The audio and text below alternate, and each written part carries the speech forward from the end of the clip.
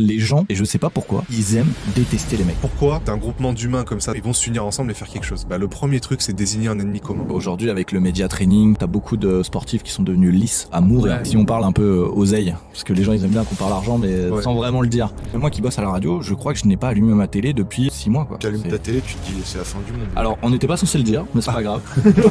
C'est une tellement grosse organisation que t'as le patron, mais toi t'es au 5e rang, tu demandes au mec de dessus, qui va demander au mec de dessus, qui va demander au mec de dessus. T'as bossé en société, Jules? Bah, c'est exactement ça. Les gens ont besoin d'aller écouter quelqu'un qui rebondit sur cette actu-là pour se forger un avis. Je pense pas qu'on est fondamentalement meilleur que qui que ce soit, je pense juste qu'on a tenu plus de temps. Moi, quand on m'empêche de voir quelque chose, j'ai envie de savoir ce qu'il y a derrière. On attend de voir, parce que bon, c'est toujours des projets qui naissent. Le World Fitness Project. Le niveau, c'est pas fait pour être juste. S'il y a pas de champion, tu fais pas rêver, donc t'attires personne. Eh ben allez, bienvenue dans Zone de Podcast, le podcast EMF, avec l'équipe EMF. Jules à ma gauche, salut Jules. Salut. Ruben à ma droite, salut Ruben. Et Théo, salut Théo. Salut Quentin. Bon, moi je me présente, Quentin, du podcast Drop In. Et Julien, Salut le à community manager du podcast Drop In. Il nous a invités dans notre podcast. Ouais. C'est fou, hein? En fait, ils nous ont pris en otage. Ça fait 1 heure qu'ils leur parlent de branchement et tout, là, on comprend rien. Ouais, j'ai chopé Théo avec un câble, j'ai accroché, j'ai dit reste là, on va te faire une installation propre. J'ai besoin d'une install vidéo pour mon podcast et je viens chez vous. Non, avec Quentin, on a échangé récemment, on a fait un podcast ensemble et on s'est dit que ce serait grave sympa de faire un podcast en vidéo, du coup, dans nos studios. Et par chance, tu passais dans le sud quelques semaines après, donc on s'est dit, on se regroupe. Et on voulait parler, en particulier de création de contenu et du coup, de nos expériences dans les podcasts et tout ça. Ouais. Dis-moi, c'est ouais, nous ça fait un bout de temps, ça fait 1 an et demi là maintenant que j'ai lancé Drop In le podcast et à côté avec Julien on vient du monde des médias, du monde de la radio, donc création de contenu, je pense que j'ai des heures de vol quoi si on peut dire. Ouais. Et globalement, toi, ton expérience à travers le Drop In podcast, là t'es à 20 épisodes, vous êtes à 20 épisodes quasiment? Ça c'est sur la saison 2, Okay. sur la saison 1 on en a fait 49. Donc ouais, ça fait un peu plus de quasiment 70 podcasts là. OK. En cumulé. Et aujourd'hui, le podcast, il est diffusé uniquement sur Spotify. Ouais. Est-ce que tu trouves qu'il y a des limites à ça? Ouais, l'énorme limite, c'est, j'en suis conscient, hein, c'est YouTube. C'est un vivier d'abonnés, de gens. Tu peux aller recruter énormément de monde. C'est facilement visible. Ça a des algorithmes qui marchent de façon incroyable. Enfin, les gens, en fait, si les gens ils veulent voir ton contenu, ils peuvent le trouver super facilement. Oui. Et puis en plus de ça, ça a un meilleur référencement. Spotify, c'est mine de rien, le podcast audio, c'est quand même vachement de niche. Ouais. C'est des gens qui ont du temps pour aller écouter. Tu vois, par exemple, nous qui faisons du CrossFit. À part la zone 2, je vois pas beaucoup de moments où tu peux aller te faire un podcast d'interview. Surtout que nous, dans Drop In, on fait quasiment que de l'interview. Du coup, ouais, j'ai pas envie d'aller faire des grosses barres avec des PR en écoutant ma voix dans le fond, quoi. Tu vois, genre, c'est pas forcément le meilleur truc. Et du coup, YouTube, ça permettrait des gens qui sont posés chez eux, qui font des trucs. Tu vois, tu fais la vaisselle, tu peux mettre YouTube. Ça revient à la même chose, mais c'est beaucoup plus accessible que la niche qui est le podcast audio, ouais, clairement. Et donc vous deux, t'as parlé de RMC, donc vous bossez actuellement chez RMC encore, tous les deux. Alors, on n'était pas censé le dire, mais c'est pas grave. J'étais en train de me demander, genre, est-ce qu'il a le droit de... On peut toujours cutter, hein, t'inquiète. Non, mais t'inquiète, mais en vrai, ouais, moi je travaille à la radio, donc moi ça fait 8 ans que je bosse à la radio, 8 ans que je bosse pour le groupe. Et en fait, avec Julien, on s'est rencontrés à l'école de radio, et ce qui est un peu rigolo, je te laisserai donner notre CV. Mais je crois qu'on a fait à peu près toutes les mêmes radios à 2 semaines d'intervalle. Ah oui, d'accord. Simple, Quentin m'a fait croquer tous ses stages pendant qu'on était en école de radio. Ouais, quand j'ai un pote, en règle générale, j'essaye de le soutenir et j'essaye de l'aider. Donc ouais, à chaque fois que j'étais en stage quelque part, je lui disais ouais, ça te dit de prendre la suite? Il me dit ouais, vas-y. Et puis envoie ton CV. Et du coup, je poussais pour que ce soit lui. Et du coup, il récupérait soit mon stage, soit un autre stage à côté. Pour être avec moi, et du coup c'est comme ça qu'on est devenus vraiment très très potes, quoi. Ouais.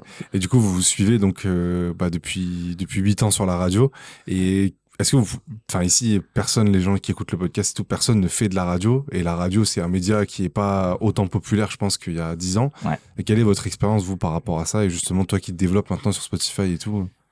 En fait, moi je pense que tu diras ce que t'en penses, mais je pense qu'il y a 2 choses différentes. Il y a le format radio type podcast qui n'a jamais autant marché que maintenant. Tout le monde veut lancer son podcast, tout le monde veut faire quelque chose. Donc en fait, le format radio, ça marche de dingue. Par contre, le format de diffusion, qui est la radio, la voiture, tout ça, plus personne écoute en voiture. Ouais. On va être honnête, moi le premier, Moi, je mets ma radio uniquement parce que faut que je travaille et que j'écoute un peu ce qui se passe. Mais sinon, je suis sur Spotify, j'écoute de la musique, j'écoute des podcasts autres. Mais c'est vrai qu'aujourd'hui, le format radio, comme d'ailleurs le format télé, moi je trouve, comme on impose plus ou moins nos programmes aux gens, je pense que les gens aujourd'hui, ils ont besoin de choisir.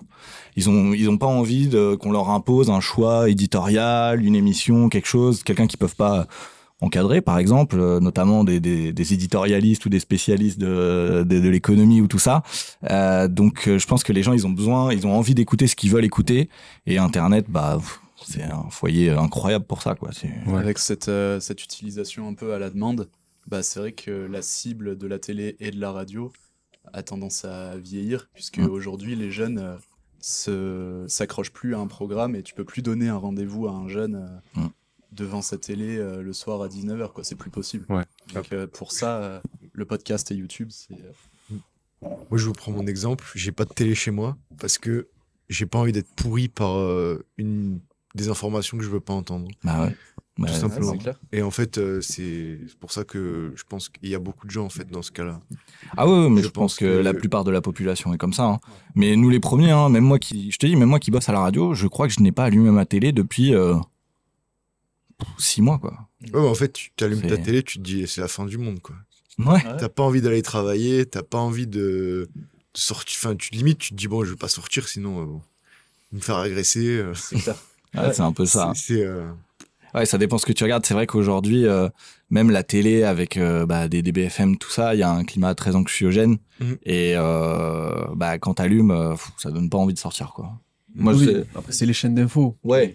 Ouais, en oui, fait, oui. t'es obligé de passer par-dessus parce que même si tu on va dire, tu scrolles sur ta télé, t'es obligé de passer un moment sur TF1 à 20h, à France 2, au bout d'un moment, tu tombes sur ça. Après, bon, du coup, tu t'y intéresses un peu. France 3, au bout d'un moment, il y a un journal. T'as le journal de région. Après, tu vas sur Canal, t'as toujours un truc. C'est, en fait, mine de rien, même si tu veux pas l'écouter et que tu choisis ton programme sur la télé, on te l'impose quand même. T'es avoiné de nouvelles. La pub, tu vois, ça te fait chier, t'en as pas Oui, envie. la pub, oui. En fait, ça... C'est ce qui paye nos salaires. Après, la pub, il y en a sur, il y en a sur YouTube. Hein. Ouais. Beaucoup. Oui, mais Et de plus en plus. Ouais. De plus en plus. Et en fait, tu peux payer pour ne pas en avoir aussi. Tu peux la pub. Ça, c'est vrai. T'imagines que Certains maintenant, le font. aujourd'hui, c'est devenu Bah, moi, bien je paye, de payer pour pas avoir. moi, je paye c'est YouTube devenu pour pas avoir obligé. de pub. Ah je oui, oui. paye plus cher Netflix pour pas avoir de pub et tout. Ah, mais moi, typiquement, là, il y a eu, en gros, je paye d'ailleurs, une plateforme, si les gens connaissent pas, ça s'appelle Split, et ça te permet de partager tous tes abonnements avec l'offre famille, en gros, de Spotify, du YouTube Premium, de Netflix et tout. Et c'est ultra pratique parce que ça fait 2 ans que je paye YouTube Premium 2,50€ par mois, au lieu maintenant de 16€. Donc, en vrai, ultra intéressant. Et je sais pas pourquoi le mec en gros, c'est un gars qui héberge ton abonnement, et il invite 5 personnes au hasard, et la plateforme gère les paiements et tout pour que lui soit remboursé. Bref. Il a arrêté son abonnement YouTube Premium, du coup, je l'ai plus. Et là, du coup, je suis retourné à la version de YouTube avec les pubs, mais c'est un enfer. Mais vraiment. C'est-à-dire que tu perds un temps de vie à regarder des pubs avant tes vidéos. Maintenant, c'est 2 pubs minimum, pas impossible de les passer.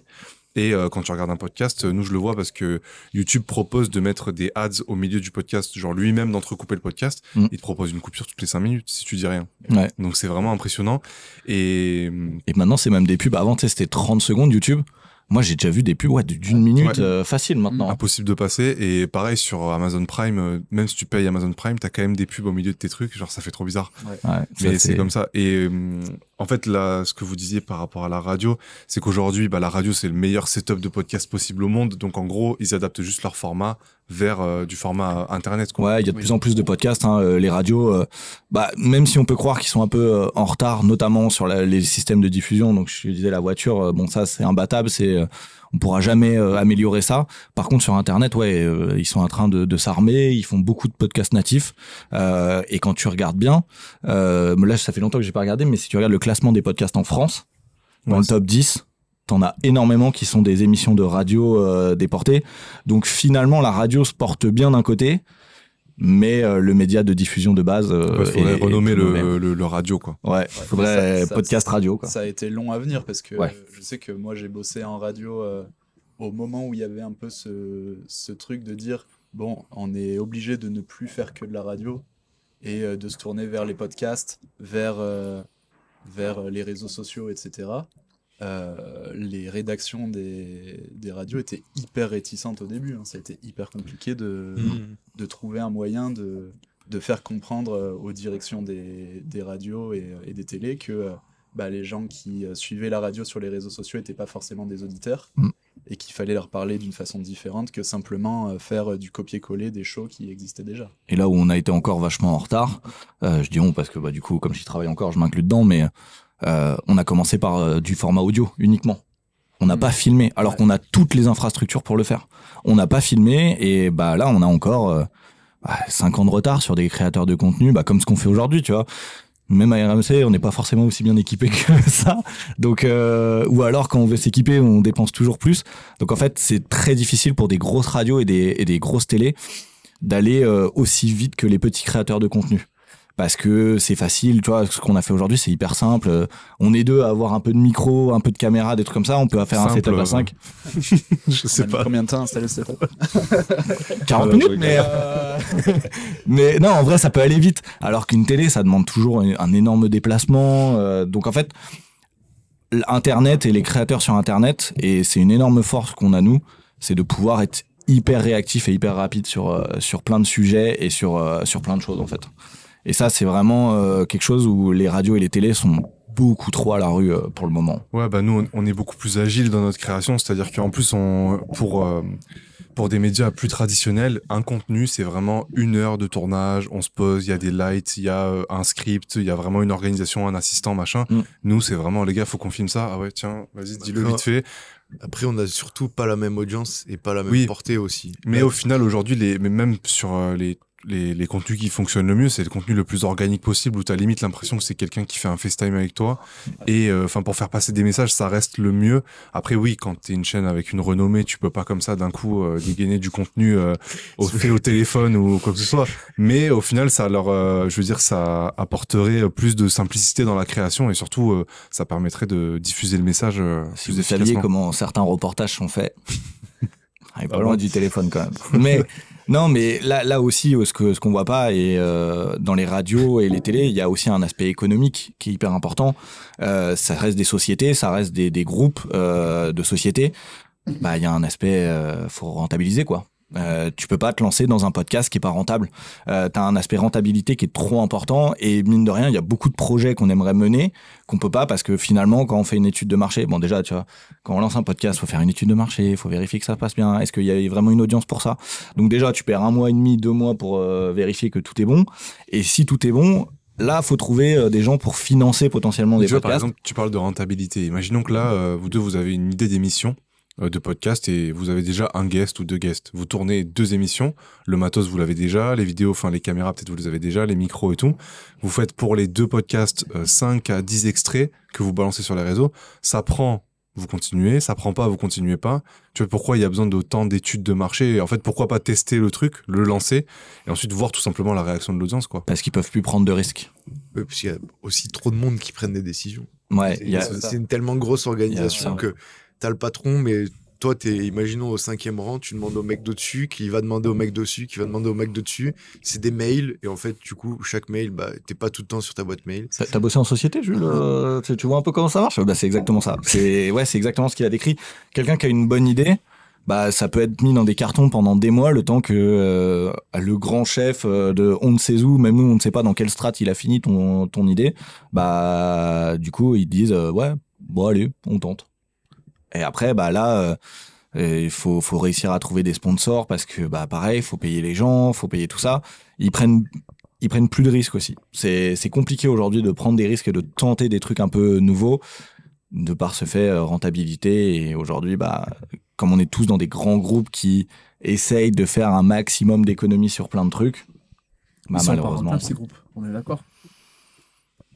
Ils sont très subventionnés quand même. Je pense que t'as des trucs comme des grosses chaînes qui arrivent à, je sais pas, tu prends CNews peut-être, tu vois le mec comment il s'appelle Bolloré, je pense qu'il a tellement d'entreprises qu'il arrive à placer ses pubs, etc. Ah non mais c'est clair, moi je pense en gros, que le mec s'autofinance complètement. Ces groupes-là, c'est des... De toute façon c'est simple, là par exemple le groupe de Quentin c'est Patrick Drahi, c'est SFR. C'est plus.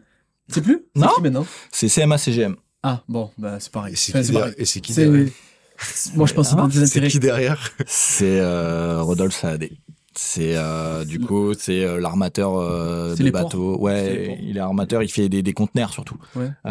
Donc quand vous voyez des gros conteneurs passer, CMA CGM, voilà, c'est eux qui sont derrière. Port de Marseille, port du Havre, Exactement. port Ouais. en Martinique aussi. Ouais, beaucoup. Mais Mais en fait, pour te répondre, Ruben, c'est pas que ces groupes-là sont pas rentables. En fait, on s'en fout un peu qu'ils soient pas vraiment rentables. Pour certaines grosses sociétés, c'est aussi des faire-valoir. voilà, c'est ça. T'es là, tu dis regardez mon groupe média, c'est important, machin, et J'ai de l'influence. voilà, ils s'en fichent un peu de ce qui est dépensé. Nous, en fait, disons que t'as beaucoup de sociétés qui sont à l'équilibre parce que on nous demande de faire attention. T'en as certaines qui le sont beaucoup moins. Mhm. Ok. Donc après, j'ai pas les bilans exacts, mais je pense que ça se trouve sur Internet en plus, hein, ces trucs-là. Mais logiquement, le groupe média dans lequel je suis est plus ou moins à l'équilibre quand même. Ouais. Pas rentable. Ça laisse moins de marge à la créativité. Quand tu as ce truc Ouais. de vouloir être à l'équilibre, Ouais. tu prends pas de risque, comme tu dis. Et C'est du ça. coup, le niveau créativité, et c'est là que le contenu organique d'Internet que nous on fait prend le pas un peu sur les jeunes parce qu'il y a peut-être plus de créativité aussi. Ouais, et puis t'as une multitude d'utilisations. En fait, quand je dis ça, c'est les journalistes qui vont faire nos podcasts, ils font 2 voire 3 émissions à côté aussi. Ouais. Donc en fait, finalement, leur demander de faire du contenu organique, ouais, c'est peut-être pas énorme, c'est peut-être pas une énorme prise de temps, mais finalement, ça leur prendrait trop de temps à faire et on peut pas leur demander ça alors qu'ils sont déjà sur 40 fronts en même temps, quoi. Mais dis-toi que nous, là, on fait le podcast, on se paye pas. Imagine, c'était 5 journalistes qui étaient payés, tu vois. Ouais, c'est ça. C'est en fait, nous, on fait ça parce que c'est notre kiff, ça fait grandir notre marque EMF, etc. On apporte du contenu aux gens et quelque chose d'intéressant. Et en fait, si on se dit, Théo, il disait, bah moi je suis là, c'est 200 balles, Nico Julien, pareil. Bah du coup, non, en fait, ça marche pas. Ouais, il faut trouver d'autres axes après de financement, bah, notamment la pub et tout ça. Ouais. Et tu penses quoi, toi, du podcast de Guillaume Play, Légende, qui est le numéro 1 en France aujourd'hui? Ouais, alors Legend, moi je trouve que c'est un coup de génie incroyable.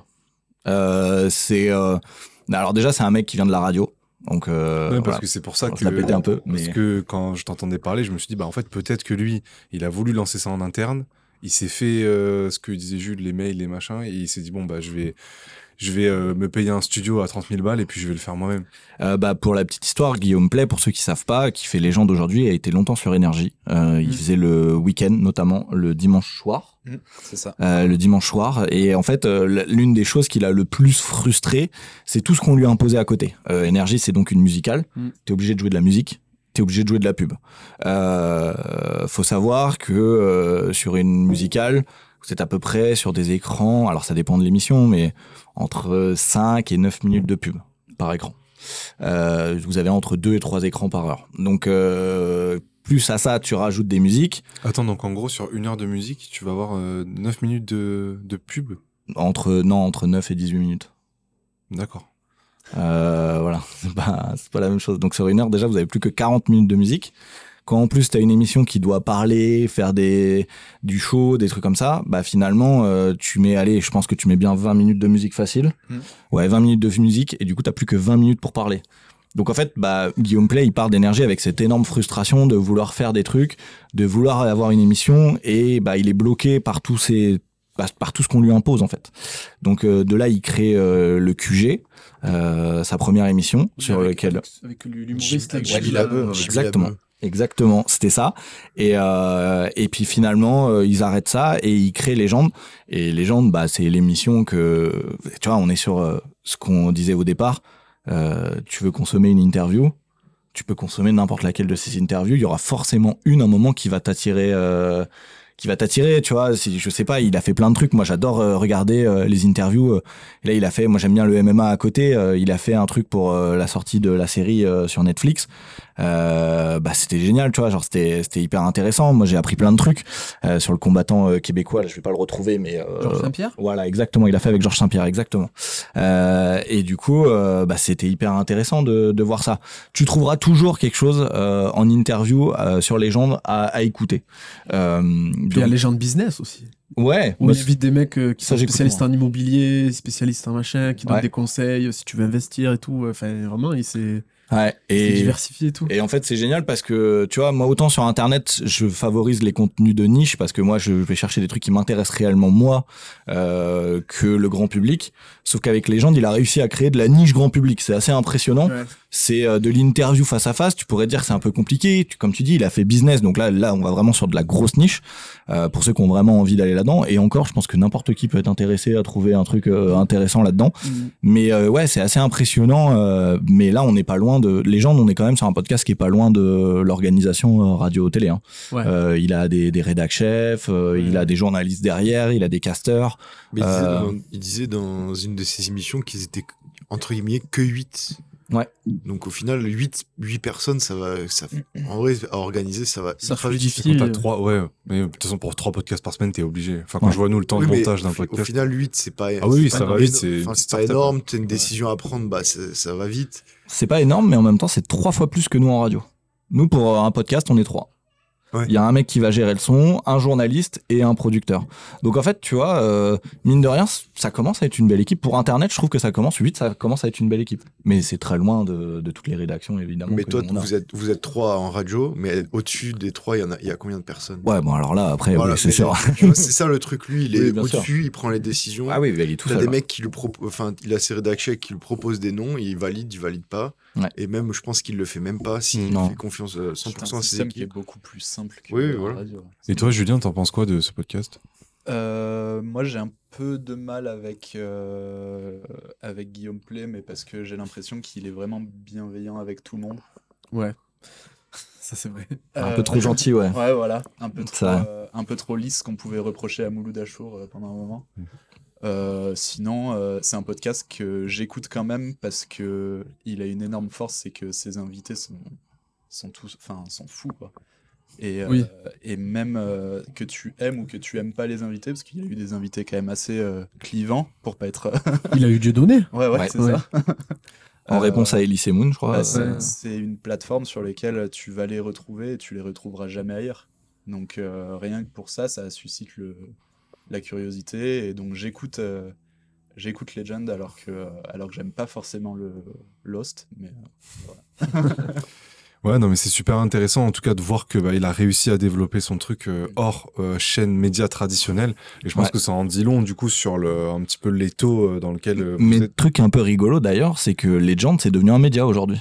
C'est une Oui. agence média comme les C'est autres. comme, Donc Hugo finalement, Décrypte, il est... c'est comme ouais. Hugo Décrypte. Ouais. Hugo Décrypte, Bah, ouais. D'ailleurs, deuxième podcast de France, Hugo Décrypte. Ouais. ouais. Ouais. Donc, moi, je suis content que, mine de rien, ces podcasts-là soient encore dominés par les créateurs de contenu qui étaient là avant et qui ont eu confiance dans cette plateforme et qui sont arrivés en se disant ça va marcher, plutôt que des gros groupes médias qui pourraient arriver et noyer complètement de podcasts parce que on a l'argent, parce qu'on a déjà le matos, parce qu'on a déjà tout ça.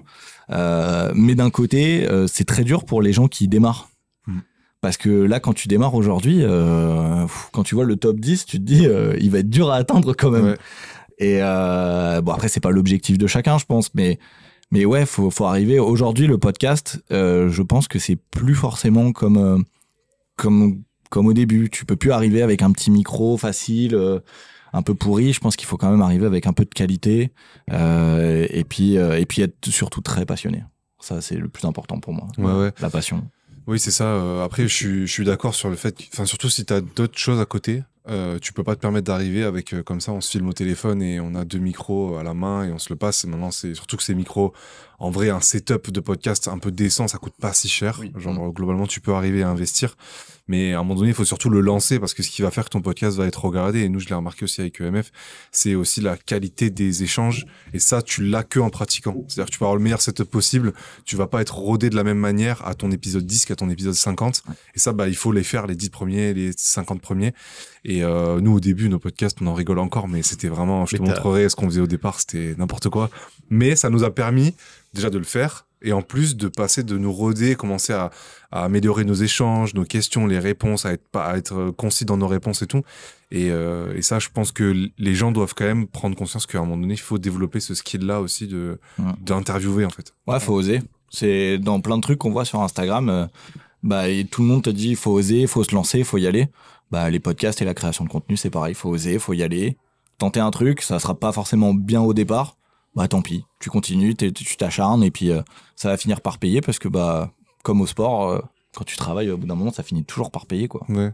Et puis c'est surtout tu peux regarder le nombre de vidéos YouTube que tu veux, acheter des formations sur comment lancer ton podcast. Tant que t'auras pas fait ton premier et tant que tu seras pas rendu compte qu'il est nul, bah tu pourras pas passer à l'étape suivante. En fait, t'es obligé de passer par là. Et je pense qu'il y en a plein qui restent bloqués dans cette phase de réflexion là, du style bah j'attends de me lancer, j'attends de payer un nouveau micro, de demander de machin. Et au final, il te lance jamais rien. Là où un mec bah qui a pas honte et puis qui se lance, il en aura déjà fait 10 quoi.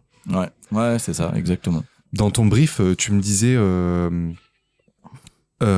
que la création de contenu, toi, le temps que ça te prend et tout ça. Là, aujourd'hui, de idée de podcast à podcast sorti sur Spotify, il y a combien de temps qui se passe? Bah, c'est un peu compliqué parce que regarde, quand on fait un épisode avec toi, Théo, on l'a enregistré le vendredi, le dimanche, il était en ligne. Donc, aujourd'hui, c'est un peu bizarre, mais en vrai, si on doit tout compter, je pense qu'en cumulé, on est à 6 heures. Ouais, entre l'idée, le fait d'écrire, parce que moi j'écris tout. Je suis un taré. J'ai toutes mes questions, toutes mes phrases, tout bien écrit quand je fais des interviews. Même mes blagues sont notées quelque part si je dois en faire. Donc ouais, j'écris tout. En fait, ça me permet aussi de me préparer un peu, de savoir ce que je vais dire et pouvoir sortir après de mon papier pour pouvoir avoir un aspect plus naturel. Donc j'ai besoin de tout écrire. Donc déjà, bah ça, tu prends 1 heure, 1 heure et demie entre les épisodes. Enfin, ça dépend s'il y a beaucoup de choses à raconter ou pas. Après, t'enregistres. Donc, bah, si c'est un bon épisode, des fois, tu peux te retrouver à faire des 2 heures. Donc, bah, t'as le temps d'enregistrement. Sans compter, tu vois, par exemple, bah là, aujourd'hui, on a mis 40 minutes pour préparer. Donc, tu comptes pas tout ce qui est préparation si tu bouges ou quoi. Et puis après, bah, le montage, très souvent, moi, je dis que si t'as 2 heures d'émission, d'enregistrement, il te faut au minimum 2 heures de montage sur que de l'audio. Parce que sur de la vidéo, c'est encore différent. Donc là, déjà, t'as ton produit, donc faut le publier, tout ça. Puis après, bah, faut faire des extraits pour le promouvoir sur les réseaux sociaux. Et bah là, tu repars pour 1 heure et demie, 2 heures facile. Donc ouais, t'as un vide facile entre 6 heures et 8 heures, je pense, pour un épisode. Ouais, et encore nous, vu qu'on filme pas encore nos podcasts, les vidéos sont assez simples, entre guillemets, parce qu'il y a juste une waveform avec une photo et du sous-titre. Quand on va commencer à filmer nos podcasts, le temps de production de vidéo. Ah bah ça, je vous l'annonce, c'est long, ouais. Ouais. Ouais, on prévient. Je vous préviens. On se doute. C'est pour ça qu'on retarde un peu le passage à la vidéo aussi, parce que là, pour l'instant, c'est assez simple. Et puis, tu vois, pareil, nous, on travaille tous les deux à côté. Jusqu'à il y a encore 1 mois et demi, je faisais tout seul. Julien m'aidait beaucoup quand on était en déplacement sur des compétitions, notamment pour filmer, pour sortir du contenu micro-trottoir. Si vous allez sur la page de Drop-In, tous les micro-trottoirs, c'est Julien qui s'en occupe et c'est hyper cool. C'est lui qui a apporté ce format-là. Mais c'est moi qui m'occupais de tout le montage du podcast, caler les invités, tout ça. Et là, depuis peu, bah, c'est Julien qui a repris le montage des épisodes. Et moi, je me concentre sur l'écriture, enregistrer et caler des invités. Ce qui, mine de rien, me débloque un temps monstrueux grâce à lui. Et votre gestion du format court, ça, comment vous le gérez? C'est un petit peu, toi, au feeling, pendant l'interview, tu vas noter. J'ai vu pas mal de podcasteurs faire ça pendant l'interview. Dès qu'il se passe un truc intéressant, ils notent le timing. Et ensuite, ils revont à cet endroit-là, ils sélectionnent. Est-ce que tu te refais tout et tu découpes? Ouais, je pense que ça dépend. Quand montage. Ouais. Je pense. Ouais, alors moi ça dépend. Des fois je vais réussir à noter. En fait, ça va dépendre de l'invité que j'ai en face. Si je suis complètement stressé, comme aujourd'hui, j'ai déjà oublié la moitié de ce qui s'est dit. Donc je pourrais pas vous sortir des extraits intéressants. Par contre, des fois quand je suis un peu moins stressé, que ça va bien ou que le feeling passe bien avec l'invité, ouais, j'arrive à noter ou à essayer de noter les timecodes. La plupart du temps, je note les timecodes quand ça a bugué, surtout. Tu sais qu'il faut recommencer. Là, je note 41 minutes. Bon bah ça a déconnecté, des trucs comme ça. Mais c'est vrai que des fois, j'aime bien les réécouter. Parce que tu passes à côté de trucs quand t'es dans l'interview, justement, à cause du stress, à cause de tout ça. Donc ouais, j'aime bien réécouter au montage. Quand je le fais, je dis « Ah, ça c'est intéressant. » Hop, je le mets de côté. Et là, je renote à ce moment-là. Et je vais aller ressortir mes extraits une fois que mon épisode est tout bien monté, tout prêt et et dans la machine pour être diffusé, quoi. Donc ça dépend. Mais ouais, je sais pas comment tu fais, toi. T'es plus. Moi, c'est au montage de l'épisode, je sais pas, j'arrive à sentir les moments qui sont forts, qui me passionnent particulièrement. Et c'est vrai qu'avec la culture des réseaux sociaux que j'ai, j'arrive facilement à détecter les épisodes qui ont du potentiel pour les extraits courts. Voilà, j'ai pas de recette miracle, mais Ouais, tu fais ça à l'instinct, un petit peu au feeling quand exactement, t'écoutes. c'est ça. Ouais, parce que on l'a pas dit, moi je travaille réellement à la radio. Moi, mon premier métier, C'est pas une blague, du coup. Non, c'est pas une blague. Non, mais mon premier métier, c'était réalisateur radio. Donc en fait, je faisais des émissions en direct. J'étais dans les régies, donc les hommes de l'ombre. Et Julien, il était community manager pour la radio. Donc en fait, lui, ça fait très longtemps qu'il fait ça. Et je trouve qu'on a un sacré bon binôme parce que lui, il va me trouver des extraits intéressants qui peuvent marcher. Et moi, je vais avoir cette façon de réfléchir, de pouvoir concire à mort un extrait, le raccourcir pour avoir vraiment que des trucs impactants et qui sont un peu punchy.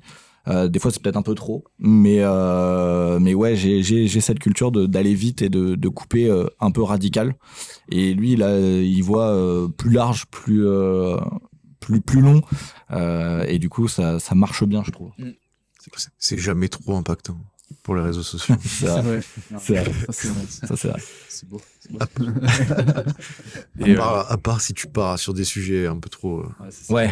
Et puis Et encore, c'est là que ça marche, hein, c'est là que ça tourne. Hein.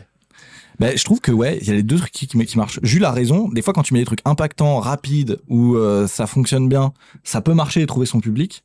Mais des fois, quand tu laisses un peu un extrait un peu en longueur, qui s'explique bien, mais qui mine de rien est impactant aussi, bah ça marche aussi. En fait, j'ai l'impression que tout peut marcher. Il faut juste trouver le juste ça dépend milieu. des sujets.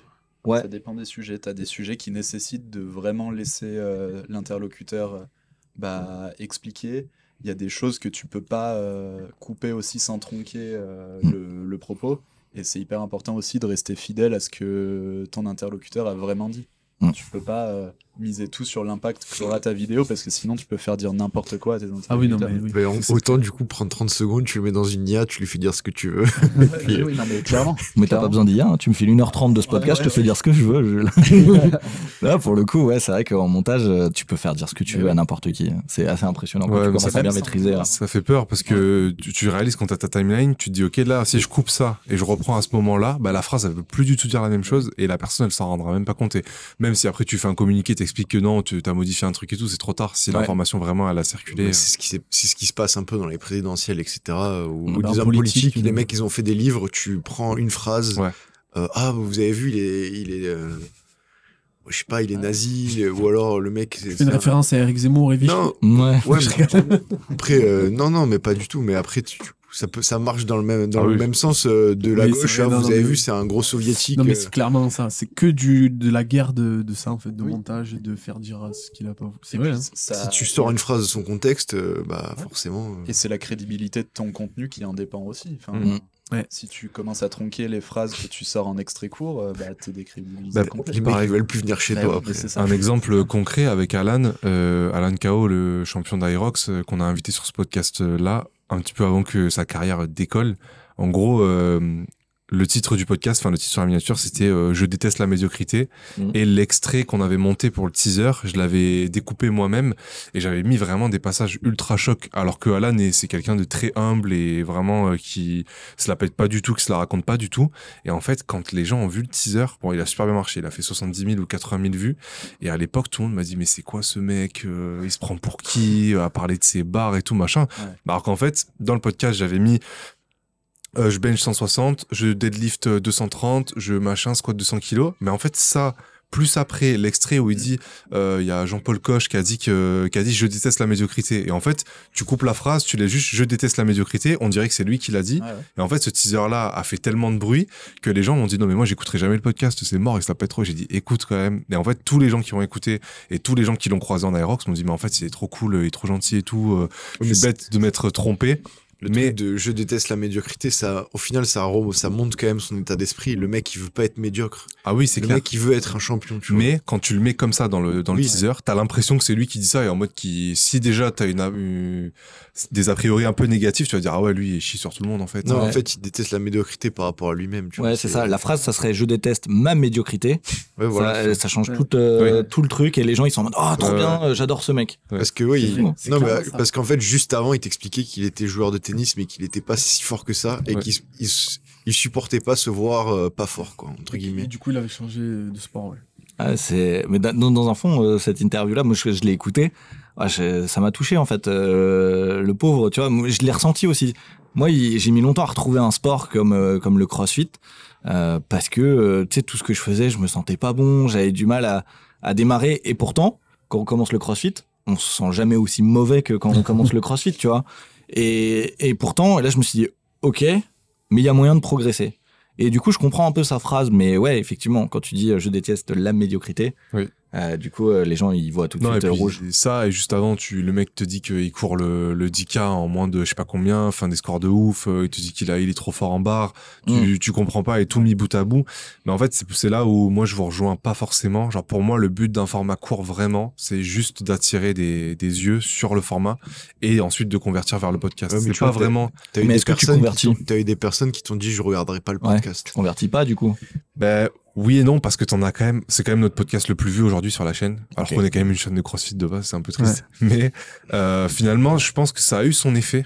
Peut-être directement ou indirectement, mais ça a eu son effet parce qu'en tout cas cette mini controverse qu'il y avait à l'intérieur et cette émotion qui était communiquée par la vidéo de putain c'est quoi ce mec, il se la raconte un peu à la Oussama Hamar où tu te dis mais c'est pourquoi ce mec je le vois partout, il est provoquant, il dit des trucs de fou, il parle tout le temps d'argent, il est pas nuancé dans ses propos. En fait une chose ou l'autre, t'as envie d'aller voir plus loin. Et je pense que globalement, je sais pas si vous avez déjà entendu ce truc-là, je l'ai entendu quand j'étais en études. En gros, dans les années 50, ils ont fait au début de la campagne présidentielle aux États-Unis, ils ont fait un sondage d'opinion sur à peu près 10 000 personnes, les mêmes. Et en gros, avec une démographie évidemment différente, pas le même secteur.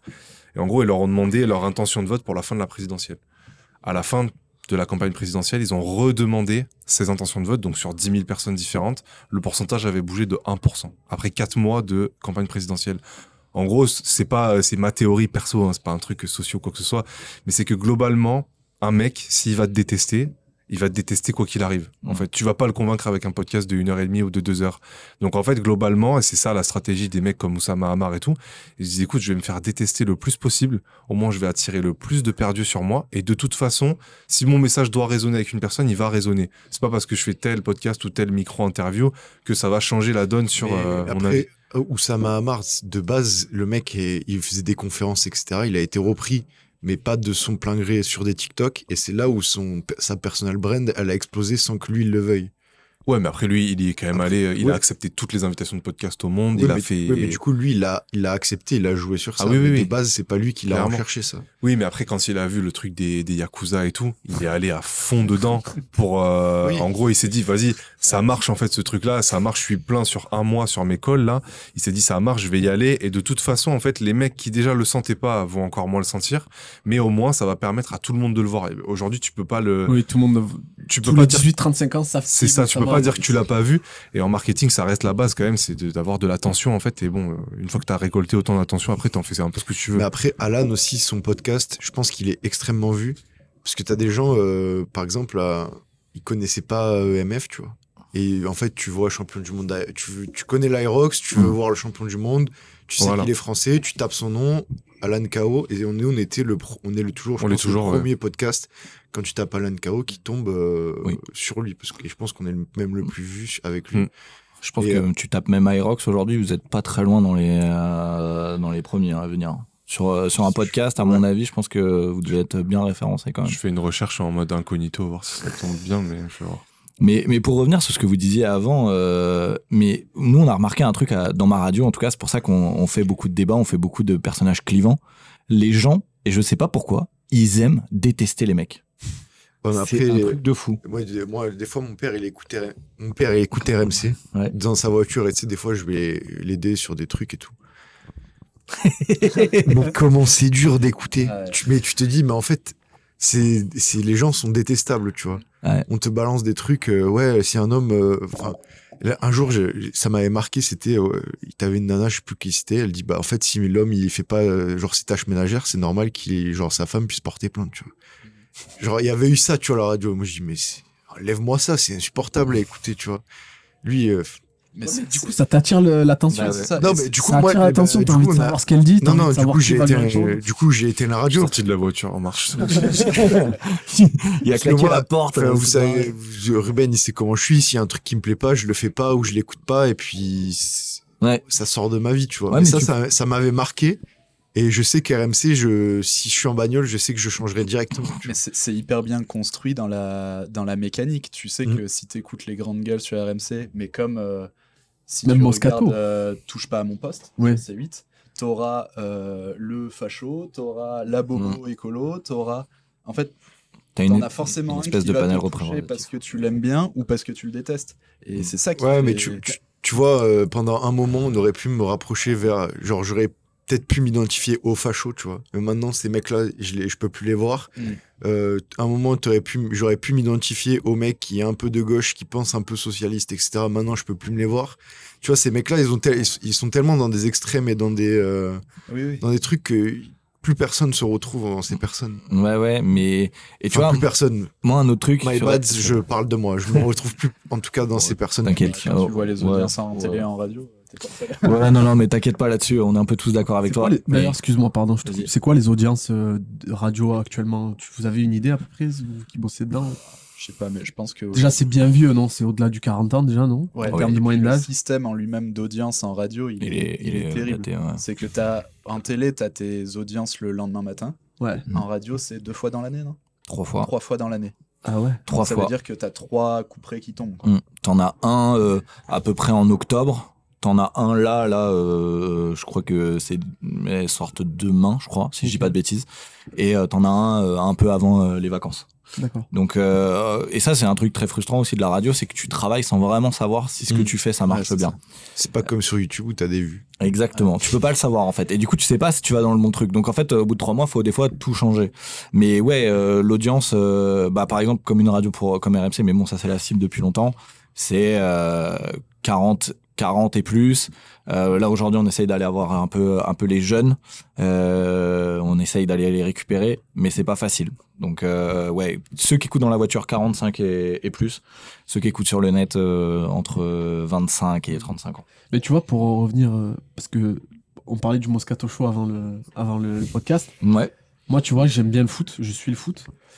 Et on parlait du contenu organique. Ben, aujourd'hui, il y a des podcasts qui sortent sur Internet avec un format totalement différent où ils invitent des footballeurs ou des footballeurs à la retraite. Ils l'ont fait récemment avec Samir Nasri, Ouais. qui racontent des anecdotes de leur carrière, quand ils sont arrivés à tel club, avec la relation avec tel entraîneur, etc.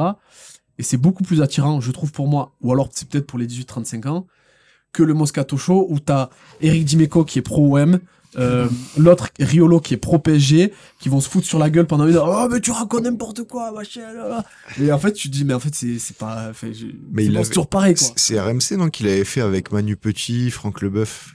Oui, Ils avaient oui, fait oui. une émission comme ça Le Vestiaire. Oui. Ça s'appelle. Ah oui. Ouais, c'était Ça, un c'était petit une sport. bonne émission. Ouais, ça, c'est vrai que je l'avais C'était une fait, bonne ouais. émission parce que au final c'est un peu ce format-là où t'invites des anciens footballeurs. Ils invitaient souvent les mecs de France 98. T'avais les anecdotes Ouais, mais voilà, c'était vestiaires. toujours les mêmes mecs. C'était toujours France 98, toujours. Bah ouais, mais la depuis même génération, quoi. entre France 98, ça s'est fini à France 2006. Après, de France 2006 à France 2018, il s'est passé des trucs Ouais. en équipe de France que tout le monde veut oublier et mettre sous le tapis, tu vois. Ouais. Après, faut voir aussi qu'aujourd'hui, avec le média training, toutes ces choses-là, t'as beaucoup de sportifs qui sont devenus lisses à mourir. Ouais, ouais. Un mec comme Samir Nasri, c'est un ovni dans Ouais, sa c'est génération, vrai. hein, vraiment. C'est Hein, vrai. pour le coup, moi, pour avoir essayé pas mal de consultants de cette génération-là, De la génération là-dedans. Samir tu veux Nasri, dire ouais, tout ça, ils sont, Très lisse. ouais, Ouais. c'est quand même pas les meilleurs sur. Tu vois, quand t'essayes de faire du débat sur du foot, sur PSG, sur du rugby, sur ce que tu veux. Il faut quand même des mecs qui ont des arguments. Le Super Moscato Show, bon, il y a un grand fan à ma gauche, mais en fait, ce que les gens aiment, c'est leur côté un peu campagnard, tu vois, où ils sont là, ils sortent des saucisses, ils en ont rien à faire. Enfin, tu vois, et des fois, on a des sponsors autour de cette émission-là. Les mecs, ils ont pourri le sponsor de A à Z du début de l'émission, et le sponsor, il vient remettre de l'argent parce qu'il est content, tu vois, ça lui a fait une pub de fou. Ah oui, ça fait des vues. Donc en fait, eux, ils ont ce côté-là vraiment très rigolo un peu moins sur ce que tu racontes, c'est plus l'after, toutes ces émissions là où Oui, c'est vraiment l'after, pardon. Ouais. ils se foutent sur la gueule avec des mecs clivants. C'est l'after, ouais. Mais ouais, le Super Moscato Show, moi j'aime bien, moi c'est mon petit chouchou, donc je pourrais jamais critiquer cette émission. ils me font mourir de rire. En plus c'est que des rugbymen, ils sont complètement fous furieux. Enfin, je t'emmènerai en soirée, Ruben, avec eux, tu vas voir, et tu vas dire, oh, j'adore le Super Moscato Show. Et eux, ils ont des anecdotes incroyables à raconter. Hein. Ouais. Mais du coup, c'était l'after foot lequel je faisais référence avec Riolo. Ouais, je me suis douté. Que j'aime beaucoup moins. Ouais. Je me suis douté. Mais tu vois, l'after foot, ça fait partie de ces émissions où il y a plein de gens que je croise quand je dis que je bosse à la radio et que je bosse à RMC. Ils me disent, ah, mais j'adore l'after. Bah, pourquoi? Bah, je déteste Riolo. Ouais, mais vraiment, je le déteste, lui. Et moi, je me dis, mais pourquoi t'écoutes si tu détestes le mec? Ah, je sais pas, j'adore le détester. Parce que t'entends le Marseillais le défoncer, tu vois, il lui rentrer dedans. Ouais, et puis même les gens, ils s'énervent dans leur voiture. Ils sont contents. Une envie, c'est lui rentrer dedans, t'as un mec qui le fait à la radio, t'es content, tu vois. Ah ouais, non, c'est fou, et les gens, ils sont... ils aiment, c'est ce que je te disais tout à l'heure, ils aiment détester les gens. Tout le monde n'est pas comme Jules à fermer sa voiture tout de suite dès qu'ils entendent quelque chose qui les énerve, mais il y en a qui aiment ça. Ouais, genre, ça les tu vois, si je m'énerve au volant, il y a un mec qui me grille à Prio, je sors de ma bagnole, tu vois, donc c'est pas... c'est pas viable. C'est Lucas qui, en pleine émission, disait à, je sais plus auquel, c'était pas à Riolo ou à l'autre, qui dit, ouais, ben, j'arrive, je vais te foutre de baffe, j'arrive, et genre, en mode, je décroche et j'arrive. Ça me semble très possible. Très possible. Non, mais c'est vrai que l'émotion négative de la colère, c'est ce qui drive, en vrai, le plus de personnes à passer à l'action, à faire quelque chose, et en plus, je dis un truc. Non, mais c'est comme ça qu'il fait, Raptor, par exemple. Un jour, j'ai écouté son podcast 10 000 pas, là. En fait, tout le long, ouais, vous êtes des merdes, ouais, vous êtes des gros porcs, vous allez pas réussir et tout. Et en fait, il pousse à l'impulsivité. Du coup, en fait, les mecs, ils se disent, mais en fait, je vais me reprendre en main, vas-y, j'achète ces compléments alimentaires. Tu vois. Et en fait, ça marche. Bah, soit les mecs se remettent au sport et tant mieux, ça a marché, soit les mecs, ils achètent des compléments alimentaires et puis voilà. Non, mais ils dorment dans le placard. Avoir un ennemi commun, c'est un très gros drive justement de communauté. Moi, je me rappelle pareil quand en études, quand on voyait les premières théories en fait du contrat social et pourquoi. Non, mais c'est vrai. Non, mais en fait, pourquoi d'un groupement d'humains comme ça, d'hommes de Cro-Magnon, ils vont s'unir ensemble et faire quelque chose. Bah, le premier truc, c'est désigner un ennemi commun. C'est la première chose qui fait que tu construis une communauté. C'est un réflexe de survie. C'est un réflexe de survie. Mammouth. Non, mais clairement, c'est ok contre qui on se bat et contre qui on va avancer justement. Et du coup, t'as vraiment ce truc-là très polarisant. Et est-ce que vous avez vu cette émission exceptionnelle qui est sortie là? Ils en ont reparlé il y a pas longtemps dans les extraits courts d'une émission de télé dans les années 2000 où ils ont mis 20 gosses ensemble dans une maison et ils les ont laissés agir sans intervenir. Truc qui serait impossible aujourd'hui. On reverra jamais ça. Et c'est ouf parce que c'est la même chose. C'est-à-dire que, bon, ils mettent d'abord, je crois, 10 ou 15 mecs et 2 semaines plus tard, ils le refont avec des meufs et il n'y a pas du tout les mêmes comportements. Et les mecs, bon, ils font bordel pendant 3 jours, ils cassent tout, ils mangent n'importe quoi et tout. Et dès que ça commence à partir un peu en sucette, que c'est plus du tout organisé, ils désignent un ennemi commun. C'est sa faute. C'est sa faute si on en est arrivé là. Et au final, après, ils arrêtent l'émission parce que c'est trop le bordel. Mais en gros, c'est trop marrant de voir ces comportements-là. Et je pense que c'est exactement ce qu'on voit dans ces mecs qui adorent détester une personne et qui vont l'écouter pendant 1h30 et disent mais putain j'ai pas aimé, mais t'avais quand même écouté pendant 1h30, mais en fait ouais, ce sentiment-là est trop fort et t'as trop envie d'y revenir en gros. Et ils débattent avec lui dans la voiture. Moi c'est vraiment un truc. Ouais. Mon père aussi il est super fan de la radio et quand je suis avec lui en voiture, il dit oh mais qu'est-ce qu'il raconte, c'est n'importe quoi machin. Et ils débattent avec lui en direct. Mais moi je dis mais appelle en fait, va débattre avec lui. Non, mais il dit n'importe quoi. Je trouve ça fou. Moi, ça me. C'est quand même fou aussi. T'en as sur RMC, ils appellent le matin. Ouais, il y en a marre de ces trucs. Ouais, ça j'adore. Ouais, en fait, je me demande vraiment qui fait. Non, mais en fait, tu te dis, vas-y, je me lève à 6h demain, je vais aller insulter des chips sur la radio, tu vois. Mais encore une fois, c'est des mecs qui sont dans la réaction. C'est ce que disait Théo. C'est en fait, t'es là, tu les chauffes, puis, mec, vas-y, je vais le brûler. C'est ouais, sans de gros. Le mec, ça se trouve, ça fait 40 émissions, il est comme un fou. C'est un peu la marque de fabrique d'RMC. Ouais, entre Estelle Midi, les grandes gueules. Juste le truc, les grandes gueules. Ça appelle en fait. Ouais, mais les grandes gueules, avant d'être sur RMC, c'était sur une chaîne télé, non? C'était pas. Ça a été repris? Non, c'est à la télé depuis. Enfin, c'est à la radio depuis très longtemps et c'est sur la télé aussi en même temps diffusé. Je sais plus l'histoire des grandes gueules. Là, d'un coup, tu me prends, j'ai un doute. T'avais réécrit un moment, non? Non, ça, c'est les grosses têtes. C'est les grosses têtes. Ah, voilà, les grosses têtes. C'est les grosses têtes, c'est sur RTL. Ok, je confonds les grosses têtes. Ah ouais, ça doit être ça. C'est les concurrents. Ouais, quasiment, ouais. Ouais, ok. Ouais, quasiment, ouais. Ok. Ouais, bah, pour le coup, on est un peu dans le même style d'émission, avec un panel un peu clivant, des gens de bords un peu différents. Et le but, T'as c'est toujours que le ça bochon, se le chef chauffe. d'entreprise, le Après, t'as laboratoire, un le côté, machin. t'as un côté humour dans les grosses têtes que t'as pas du tout dans les grandes gueules. Ouais, Grandes c'est gueules, vrai. c'est purement débat. Ouais, Enfin, ouais. Ils prennent Très le sociétal. top 5 des actus chaudes du jour et ils en font des débats. Dans les grandes gueules, t'as des billets d'humeur, dans les grosses têtes, t'as des billets d'humeur, t'as des... Enfin, Je suis pas sûr que billet d'humeur, ça parle à tout le monde.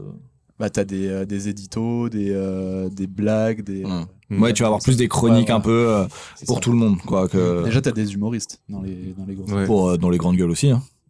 C'est des humoristes malgré eux. C'est des humoristes ça, ouais. mais C'est un pas peu ça. assumés comme C'est humoristes. un peu ça. Ouais. Ils sont pas là pour rigoler à la base, mais finalement, ils font rire beaucoup de gens. C'est ça, exactement. Mais globalement, pour les actus, c'est ça, en fait. Quand une actualité sort, les gens ont besoin aussi de se référer à un avis. Nous, on le voit pas mal avec les podcasts. Les gens ont besoin d'aller écouter quelqu'un qui rebondit sur cette actu-là pour se forger un avis, en fait. Ouais. Donc, nous, en vrai, les épisodes qui ont le mieux marché en termes de démarrage, c'est à chaque fois qu'il y avait un événement spécial, bah, quand on réagit direct derrière, on sait que les gens nous attendent au tournant, en fait.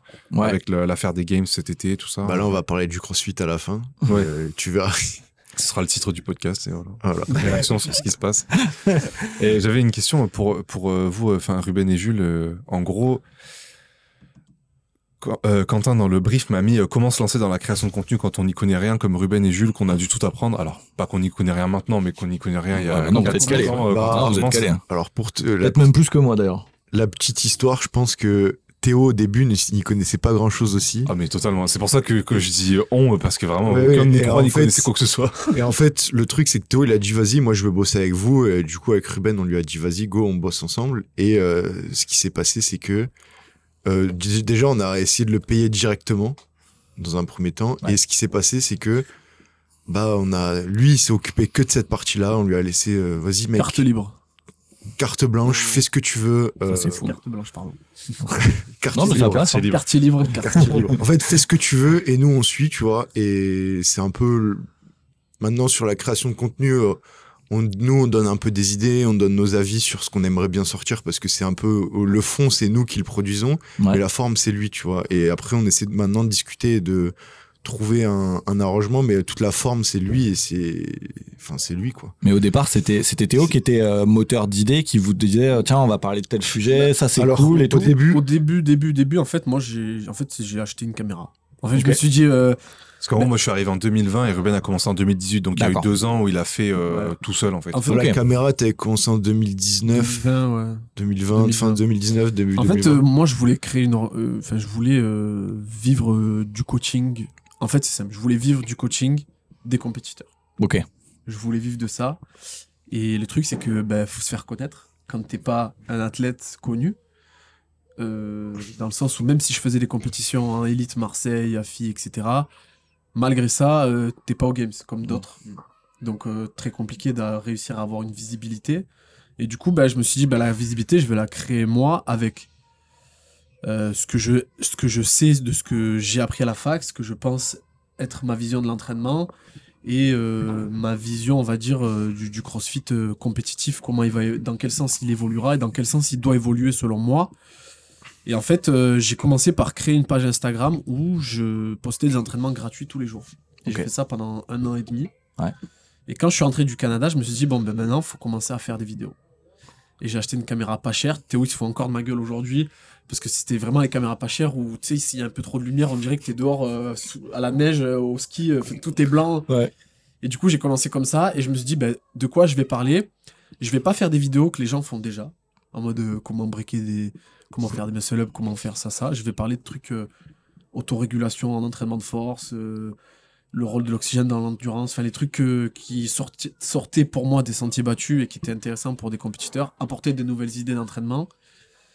Et en fait, c'est que ça a commencé comme ça. Et puis après, voilà, avec Jules, on a intégré Théo. Mhm. Et en fait, Théo, lui, nous, on avait les idées par rapport à nos études et par rapport à ce qu'on faisait avec nos athlètes.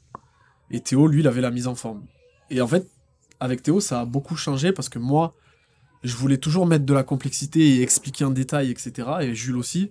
Et Théo nous disait, comme là, en fait, là, d'abord, il faut déjà capter les gens. Et après, sur d'autres formats, on va dérouler sur des articles ou des vidéos plus longues, etc. Et Mais puis les même on a vraiment une partie un peu création sur le moment, comme les coaching talk. Avec Théo, au début c'était un réel, puis on s'est dit ce serait bien d'en parler un peu plus en profondeur. Et on s'est mis autour de la table, on a filmé et puis c'est sorti, tu vois. Y a pas En fait, il y a une grosse spontanéité dans ce qu'on fait et il n'y a pas de barrière en fait. On n'est pas dans un cadre, on se met pas dans un cadre en mode ok là le lundi on met ça, le mardi on met ça, le mercredi on met ça. On fait que ces formats. Si on fait un nouveau format, faut qu'on se pose en réunion, qu'on discute de si on va faire ce nouveau format. En fait c'est genre vas-y on le fait et puis si ça marche pas, ça marche pas. Si ça marche, ça marche. Et en fait on avance de ouf comme ça. Mais c'est clair que de toute façon ça c'est un problème que généralement tous les coachs, je le vois pas mal avec OPT aussi, de vouloir tout le temps complexifier. Parce qu'ils disent ok tout le monde fait du simple, donc moi je vais faire du compliqué et genre mécaniquement ça va attirer plus de gens. En réalité, non.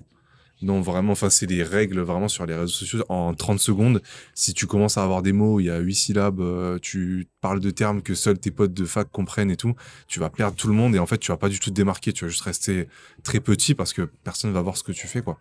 Mais je trouve que Ruben, il a dit la chose la plus importante, je pense, quand on se lance dans la création de contenu, c'est de regarder ce que font les autres et d'essayer de faire un peu différent. Ouais. Tout en restant dans ce que tu as dit, essayer d'être concis, pas de complexifier la truc. Mais on parlait d'études de marché tout à l'heure à la radio, mais en fait, faut la faire un peu. Si vous voulez vous lancer, je pense que... Alors après, peut-être que dans le truc de coach, nous on en parlait dans le podcast qu'on a fait ensemble, je pense qu'aujourd'hui c'est blindé de chez blindé. Il va falloir vraiment aller avec une idée extraordinaire, avec un projet de fou pour se diversifier. Mais c'est vrai que quand tu as commencé, ne serait-ce que se dire déjà... qu'est-ce que font les autres ? Est-ce que je peux le faire un peu différemment ? Ça, c'est la première étape et la plus importante, je trouve. Je pense pas que ce soit si blindé que ça. C'est juste que là, en gros, t'es dans une année où il y a beaucoup de gens qui disent « Allez, je fais du coaching en ligne. Sauf que moi, faudrait qu'on ait cette discussion dans 2 ans. Qui fait encore du coaching en ligne ? Concrètement, tu vois, on pourra répondre... en fait, ces gens ont été un peu tenaces nous, avec Ruben, on a vu nos potes, des personnes qu'on connaît à Montpellier et dans notre entourage qui ont essayé de faire des progs et au final aujourd'hui ne font plus de prog, tu vois. Et en fait t'as toujours eu un peu ces personnes qui se sont dit allez vas-y je me lance et au bout d'un moment nous on a eu la force, Ruben il a eu l'intelligence vas-y je me fais avec Jules et après vas-y on intègre Théo et puis de s'entourer quoi, tout simplement. Et les gens en général ils veulent la part du gâteau que pour eux quoi. Ouais, donc finalement marché super compliqué, le marché de coach. Il y a beaucoup de gens qui arrivent, qui veulent tenter, faut avoir l'air insolite déjà, ne serait-ce que pour tenir. Ouais, moi je t'avoue que dès que je vois une nouvelle prog qui sort, je me dis ok peut-être que c'est celle-là, peut-être que c'est celle-là qui va tout prendre. Et tu sais jamais, et même moi dans mon domaine du marketing et tout, dès que je vois un nouveau mec qui apparaît sur les réseaux, consultant marketing machin, je me dis ok bon, on va pas rester trop serein. Mais en fait, le truc que les gens comprennent pas, c'est que si juste tu tiens 2 ans, c'est bon, en fait, t'as fait le plus dur. Juste, tu continues de poster et tout, tu t'arrêtes pas. Et globalement, c'est ça. Et je pense que le truc vraiment qui fait la différence, je pense pas qu'on est fondamentalement meilleur que qui que ce soit. Je pense juste qu'on a tenu plus de temps. Et c'est ça qui fait qu'aujourd'hui, on a les résultats qu'on a, parce qu'en plus, on est dans un business où la confiance, elle est primordiale. C'est-à-dire que tu as besoin d'avoir confiance en ton coach. C'est ta priorité dans ta vie de t'entraîner. Peut-être c'est un des 3 trucs auxquels tu penses le matin quand tu te réveilles. Et si tu sens que ton coach, il poste une semaine, la semaine d'après, il n'y a rien, c'est pas carré, tu sens que les process sont pas là, qu'il est là depuis 6 mois, réellement, tu vas te tourner vers quelqu'un qui est là depuis plus longtemps. Mais comme tu ferais avec un expert comptable, un avocat, n'importe quel truc où tu as besoin vraiment d'avoir confiance en la personne avec qui tu bosses. Mais je trouve que plus on dure longtemps... L'avocat, confiance... Ça se voit que tu n'as pas côtoyé encore. je trouve que quand on dure longtemps, on attire aussi, tu sais, cette masse un peu dormante, les gens qui vont pas s'engager au premier coup. Ouais. Et quand t'es là depuis 2 ans, tu sais, t'as tous ces gens qui disent ah ouais, ils sont là depuis longtemps. Okay. Ouais, tiens, je les ai vus l'année dernière et putain, ils sont encore là et ça s'est amélioré. C'est gage de qualité, je trouve. Ça donne envie ça va plus facilement nous aider à aller cliquer pour aller peut-être s'abonner ou prendre une prog par la suite. Donc c'est vrai que c'est important. Plus tu tiens, plus les gens viennent souvent. Par contre, t'avais posé une question ? Non. Non, je voulais vous dire, vous deux, qu'est-ce que ça vous fait d'avoir autant votre visage exposé sur les réseaux ? Parce qu'on se rend pas compte souvent, mais quand une vidéo a 50 000 vues, ça veut dire potentiellement t'as 50 000 personnes qui ont vu. Si je mets 50 000 personnes dans la salle, là, tout le monde pète un câble. Et en fait, aujourd'hui, ça devient presque lambda parce que c'est juste affiché comme ça. C'est une métrique, tu le vois pas forcément. Est-ce que c'est lourd au quotidien ? Alors on n'est pas des superstars, hein, mais dans notre milieu quand même, on est reconnus. Comment vous le vivez ça ? Quentin. Bah moi, il n'y a pas ma tête sur les réseaux, donc Ouais, voilà. Mais c'est un ça truc va, avec lequel mais- t'as du mal. ouais, moi j'ai beaucoup de mal. Mais parce que moi je viens de la radio et que ça me fait bizarre, tu vois. Mais et encore, je suis pas au niveau de Ruben et Jules qui eux ils vont vraiment leur tête tout le temps. Ouais, Mais toi, d'ailleurs, c'est- c'est peut-être la première fois même qu'on va te voir. Oh, ouais, Enfin, les gens, ouais. ouais, parce que la seule fois où Tu on voudras s'est que je filmé, floute ou... ouais, vas-y, mais un Déjà, masque. déjà, il a mis sa casquette. Ouais, ouais. Je veux c'est pas clair. qu'on me reconnaisse. C'est pousser la barbe. Je trouve qu'elle est un peu trop remontée là depuis tout à l'heure. Mais non, pour le coup, je crois qu'on a filmé qu'une seule fois, c'était au Mayenne. Et encore, j'étais sur un plan un peu dodo, tu Ouais. vois. On me voit que Ah de ouais. profil. Mais c'est vrai C'est que moi, quand j'ai commencé, quand j'ai fait un podcast, je me suis dit, bah c'est cool. Les gens connaîtront ma voix, mais vont pas connaître mon visage, pardon. Mais plus ça avance, plus je me dis, bon, faut quand même que je monte ma tronche.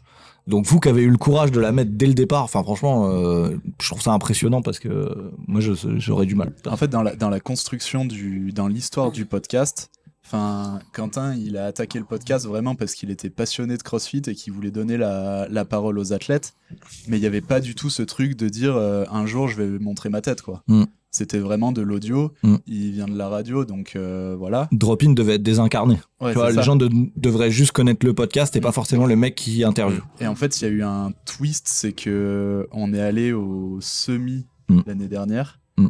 et t'as parlé avec beaucoup de monde et du coup, je pense que dans ta tête, ça a aussi pas fait passer un cap en mode, bah voilà, le podcast, il va peut-être pas être que audio finalement. Mm. Il y a peut-être un moment où je vais avoir besoin de me montrer. Et là, on y est quoi. Bah c'est surtout que tu vois, tu commences un podcast, t'as interviewé la moitié des mecs qui sont au semi, tu vas leur dire bonjour, ils font tu es ah bah on a fait une interview il y a un mois ensemble, ravi que tu te Oui, rappelles de ma mais- tronche. Et tu vois, c'est là que je me suis dit ouais bon, faut peut-être montrer un peu sa tête aussi pour que les gens ils se rappellent de toi et que ils se disent ah tiens c'est ça. Mais c'est vrai que au début j'ai eu beaucoup de mal, ouais, beaucoup de mal. Et vous, les gars? Mais moi, je m'en rends pas compte au quotidien, tu vois. Alors, moi, mon quotidien, c'est ici, donc... ouais, comme tu dis, c'est un chiffre sur les Reels. Tu sais, on le regarde, on est content. Ah, il y a eu tant de vues, bah, c'est cool. Ouais, puis maintenant, en plus, on est un peu... Enfin, ça fait pas la même chose qu'avant. Oui. Parce qu'on a eu plus de trucs qui ont percé, mais c'est vrai qu'avant, juste quand on dépassait 10 000 vues sur un reel, c'était exceptionnel. Ouais. Maintenant, des fois, Baptiste, on fait des trucs à 100 000 vues et je lui envoie 3 jours après en mode, ah ouais, au fait, on a fait 100 000 Ouais, vues sur ouais. ça. Alors que il y a 2 ans, on en rêvait, quoi. Du coup, ça a pas tant d'impact au quotidien. Là où je le vois, c'est quand bah, je vais en compétition, tu vois. Ouais. Et pour la petite anecdote, cet été, pour la première fois, il y a quelqu'un qui m'a demandé de faire un selfie avec lui. C'était genre un peu bizarre en mode, Ah. ok, bon. Et aussi, je suis allé au Basic Fit ici, pas loin d'Avignon. Et il y a un mec qui m'a reconnu, un coach de Basic Fit, qui m'a fait attends, c'est toi ça? Et il m'a montré un Reels de nous sur, je crois que c'était sur l'Aerox. J'ai fait ouais, c'est moi. Mais sinon, à part sur des petits moments comme ça, des petits. Sinon, dans le quotidien, en vrai, tu le ressens pas. C'est la puissance des réseaux. Hein. Puis maintenant, vous avez l'habitude Non. de s'entrer Non, dans votre quotidien. je pense pas que. Moi, déjà, les nombres de vues et tout sur Insta, je regarde pas. Ça me. Moi, je pense que ma vidéo, elle est bien, je m'en fous, tu vois. Je sais que autant mes clients, ils vont tous la regarder jusqu'au bout, et que les personnes que ça intéresse et qu'ils aiment notre contenu, ils vont regarder jusqu'au bout, et c'est ça qui m'intéresse, tu vois. Je sais que la vidéo qu'on sort, elle est bien. Tu vois, sur ça, déjà, je regarde pas trop les vues. Et après, moi, j'ai eu des petits trucs marrants, genre en boîte de nuit, des gens, ah, le mec de MF, il boit des coups, machin et tout. Et j'ai ouais, tu vois. Et du coup, tu me suis fait faire un coup. Après, t'as eu quoi? Enfin, des trucs comme ça. Ah, c'est toi qui as interviewé Alan Kao. Tu vois, c'était 23h. Moi, j'étais au resto avec ma copine, mais c'était pas le moment. Mais tu vois, il y a plein de trucs comme ça qui sont rigolos, mais parce que au final, le CrossFit, ça reste quand même Une niche. une niche. Encore. Mais au final, on se rend pas compte que le podcast d'Alan Kao, t'as eu 6000 personnes qui l'ont vu. 6000 personnes dans une même pièce qui t'ont écouté pendant 2h10. Bah, au final, ils se rappellent de quitter et quand ils te croisent, tu vois, ils ont l'impression de te connaître, sauf que Ouais. toi, tu les connais pas, quoi. Ouais, moi, ça m'arrive de plus en plus en compète d'avoir des gens En qui viennent compète, te ouais. parler et ils te parlent vraiment comme s'ils te connaissaient et toi, tu les regardes et tu sais pas du tout. Ouais, Tu sais ça, pas c'est du ça. tout. Si tu les as, mais en fait, si c'est quelqu'un qui, pour le coup, a écouté des trucs et te parle comme ça, ou si vraiment t'as déjà eu une interaction avec, et c'est pour ça que j'imagine pas, les gens des semis ou même les personnalités plus connues parce que tu dois te perdre à force, quoi. Et en plus, tu peux pas comme ça au milieu de la conversation. Enfin, à l'Aerox de Marseille, je sais pas toi, mais moi j'ai eu plein de gars qui sont venus me parler. Moi, j'ai eu moins 20 personnes. Ouais, et j'en ai eu franchement 1 sur 2. Vraiment, globalement, je savais pas si j'avais déjà eu une interaction avec, si juste ils connaissaient EMF, si on avait parlé sur les réseaux. Et à chaque fois, tu dois broder en essayant de comprendre au fur et à mesure si tu l'as déjà parlé ou pas. Et non, mais c'est très marrant en tout cas. Mais surtout par rapport à l'aspect négatif aussi des réseaux, les mauvais commentaires, les mauvaises reviews, les mauvais trucs, les mauvais repartages. Après, tu peux pas tout avoir. Hein. Enfin, Ouais. je veux dire, tu fais du contenu, ça marche, t'as des vues. Après, forcément, t'as des gens qui vont venir commenter négativement. Enfin, c'est le revers de la médaille et c'est obligatoire, ça va avec. C'est impossible de l'éviter. Et puis, il faut faire avec, c'est tout. Ouais, moi bizarrement, je trouve que sur le podcast, on est assez tranquille. Bon après, on n'est pas aussi gros que vous et tu vois, on vend pas quelque chose, donc c'est encore différent. Mais moi, j'ai pas souvenir de commentaires, de mauvais commentaires, de gens un peu aigris, pas nous, contents. c'est arrivé 3 fois parce que il avait fait un réel. C'était le réel sur la décrépitude qui avait percé un peu dans le monde du Dans le Basic monde Fit. En fait, t'as les mecs, ouais, t'as vu son physique, qu'est-ce qu'il parle de Il y a décrépitude. un mec qui m'a insulté d'abruti en mode ouais, c'est un abruti, il connaît rien à la sociologie, il parle de société industrielle, il dit n'importe quoi. Il y a un mec qui m'a dit ouais, il raconte que de la merde, il a un physique de chiotte. Il y a eu des commentaires genre vraiment trop méchants. Et tu sais, moi je suis là en mode il y a des gens ça les atteint. Moi je suis là en mode bon le gars, c'est bon, c'est un keyboard warrior, il était derrière son tel. Le mec si je le croise en face, il va se liquéfier, c'est bon, ça a rien de se Oui, c'est pas le mec de Basic Fit. Ah, c'est toi ça? Ah bah du coup, je t'aime pas. ouais, non, pas du tout. En vrai, Et très souvent, ceux que tu dis là, qui mettent des sales commentaires, c'est les premiers quand ils te croisent dans la rue à dire oh, on peut faire une photo, j'aime bien. peut-être, hein, peut-être. Non, mais pour avoir avec pour en parler avec des personnes qui ont vraies des gens, personnalités. non pas des vraies personnalités, je me permettrai pas, mais ouais, des gens qui sont très très connus, voilà. très souvent, ouais, quand les gens les croisent dans la rue, c'est jamais arrivé que les mecs leur disent ouais, je te déteste. En fait, si tu fais des vues, comme le réel de Virginie Pouzet, il a fait plus d'1,2 million de vues, je crois. Et tu vas dans les commentaires, c'est Ouais, c'est terrible. c'est terrible. Enfin, Virginie, elle dit ouais, mon mari il me faisait porter une plaque de placo pendant que j'étais enceinte. T'as des nanas, ah bah tu devrais le jeter ou des trucs comme ça. C'est comme ça que les comportements abusifs débutent ou des trucs comme ça. Mais c'est ça. En fait, c'est le revers de la médaille aussi quand tu commences à être visible, c'est que les gens peuvent critiquer absolument Mais il y a, tout et au n'importe quoi. final, c'est que sur 1 million de personnes, c'est 100 commentaires, tu vois. Oui. Ça fait ouais. combien en pourcentage? Ouais, C'est ridicule. mais dans ton cerveau, ça prend toute Ça la prend place. une quoi. énorme Ouais. place, ouais. Ouais, parce que on supporte beaucoup moins la critique que les encouragements et tout. Tu sais, moi, j'ai un peu ce complexe-là, de syndrome de l'imposteur, où quand les gens viennent me dire ah super interview, ou tu sais que je reçois des messages après un truc, ouais c'est toi le boss de l'interview, t'es trop fort. Non, je parle juste de façon passionnée avec un mec qui me passionne, comme on est aujourd'hui, tu vois, là, on va pouvoir discuter 6 heures s'il faut, mais bon, peut-être un moment, il faudra qu'on file. Mais ouais, tu vois, genre, ça me passionne et moi, j'ai juste l'impression de discuter avec quelqu'un comme je parlerais avec un mec dans la boxe, tu vois. Et c'est vrai que tous ces messages-là, je les adore, enfin, c'est trop cool, mais tu sais, genre, ça flotte, alors que quelqu'un qui va dire, ouais, bah, ça, c'était pas bon, ça, j'ai pas aimé. Tout de suite, ça me marque et je vais faire en sorte de corriger, quoi.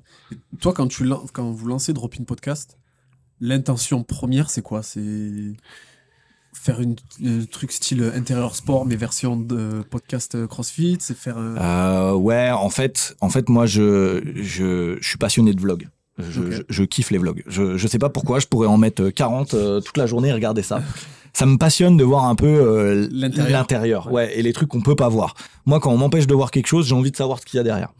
Et en fait, j'étais un peu frustré de voir pas mal de compétitions CrossFit où on voit que le floor, finalement, on sait pas trop ce qui se passe à côté, on sait pas trop ce qui arrive. Et l'intention première, c'était ça, c'était de voir avec des athlètes, débriefer d'une compétition. Parce que pareil, tu vois, sur un floor, on va voir un mec qui explose sur ses squats. Bah moi je veux savoir pourquoi il explose sur ses squats, qu'est-ce qui lui est arrivé, pourquoi il a explosé à ce moment-là. Et en fait l'intention c'était ça, c'était de débriefer avec eux de la compétition et puis d'avoir des petites anecdotes un peu rigolotes à côté, des offs, des trucs qu'on voit pas, notamment sur les games où moi j'avais eu Julien Lopez qui me disait que lui pour s'échauffer au snatch, il faisait du qualitatif, rep légère pour avoir un beau mouvement et tout, pendant que les Américains à côté, ils étaient là, ils prenaient 150 kilos et ils faisaient du tirage, tu vois, pour s'échauffer. Et tu vois, c'était des trucs comme ça que je voulais choper à la base dans Drop In. Puis après, on a un peu dérivé. L'objectif, c'était de parler un peu à tout l'écosystème CrossFit ou fitness fonctionnel, en tout cas pour l'instant. Peut-être haltérophilie un jour, peut-être powerlifting, qui sont des sports qui me passionnent aussi. L'Irox également, mais à la base c'était ça, et pouvoir parler un peu avec tous les intervenants qui font un peu cette scène compétitive et qui ont des choses à raconter, parce que je me suis rendu compte que les anecdotes, elles étaient pas que sur les floors. Ouais. Et du coup, pour l'instant, t'as interviewé beaucoup de compétiteurs, ou Ouais. t'as quand même aussi J'ai fait beaucoup de marques aussi. J'ai fait notamment GoWood avec Thibaut. Je viens de faire All You Need. On a fait Puma, parce que l'année dernière, Puma est quand même tapé un peu fort dans le milieu du CrossFit. J'ai fait, on a fait les Mayennes. Maintenant, je me déporte aussi beaucoup sur les compétitions, parce que je me rends compte que les organisateurs de compétitions, bah c'est compliqué ce qu'ils font, et qu'il y a un vrai gros travail à mettre en lumière. J'ai fait des juges, j'ai fait, enfin des juges en CrossFit, hein, évidemment. Parce qu'après le reste est pas ça. Mais là, dans les trucs que je prévois, c'est notamment un épisode sur est-ce que c'est facile d'entreprendre en France et dans le milieu du CrossFit. Donc voilà, toujours avoir un lien avec notre sport. Mais ouais, on fait un peu de tout, quoi. Ouais. Ce n'est pas facile d'entreprendre en France. Et t'as eu certaines personnalités qui t'ont un peu déçu, dans le sens où t'espérais avoir un peu plus et elles t'ont pas assez donné, qui étaient un peu trop lisses, ou au contraire d'autres qui t'ont surpris en mode allez, je m'attendais pas à ce qu'il me donne autant d'anecdotes. On veut des noms, là. Peut-être pas des noms, mais genre des trucs. Ouais, alors dans les belles surprises. Non, mais dans les belles surprises, bon, je vais en donner. Dans les belles surprises, j'ai eu aucun problème. Dans les autres, moins. Non, en vrai, j'ai jamais eu vraiment de personnes qui m'ont mal donné, qui m'ont pas donné ce que je voulais entendre. Ouais. Ou alors si, mais c'était au début, et du coup, je pense que c'est de ma faute. Okay. Parce que moi, je suis persuadé qu'il n'y a pas de mauvais intervenants, il y a que des mauvais intervieweurs. Pardon, ça va peut-être blesser certains qui font des podcasts, je suis navré, mais je pense que on n'est pas fait pour bien s'entendre avec tout le monde. Et je pense qu'un podcast, une bonne interview, ça passe aussi par un feeling. Ouais. Et si la personne ne te donne pas ce que toi tu veux entendre, c'est qu'elle a pas assez confiance et que t'as pas réussi à la mettre assez bien en confiance pour qu'elle te donne ce que tu veux entendre. Et je pense que c'est un vrai travail de réussir à bien s'entendre avec tout le monde et donner à tout le monde cette confiance-là. Donc non, mais dans les bons clients, moi à chaque fois, j'adore échanger avec les adaptives. Ouais. Un mec comme Simon Farr, moi, j'ai adoré discuter avec lui. C'était rigolade sur rigolade, vraiment. J'ai trouvé ça intéressant. Claudia Gluck aussi, incroyable, bel échange que j'ai eu avec elle. Et puis après, bon, t'as des mecs faciles comme Antoine Dumain, tu le lances sur une question, il te met une bombe à chaque fois qu'il ouvre la bouche.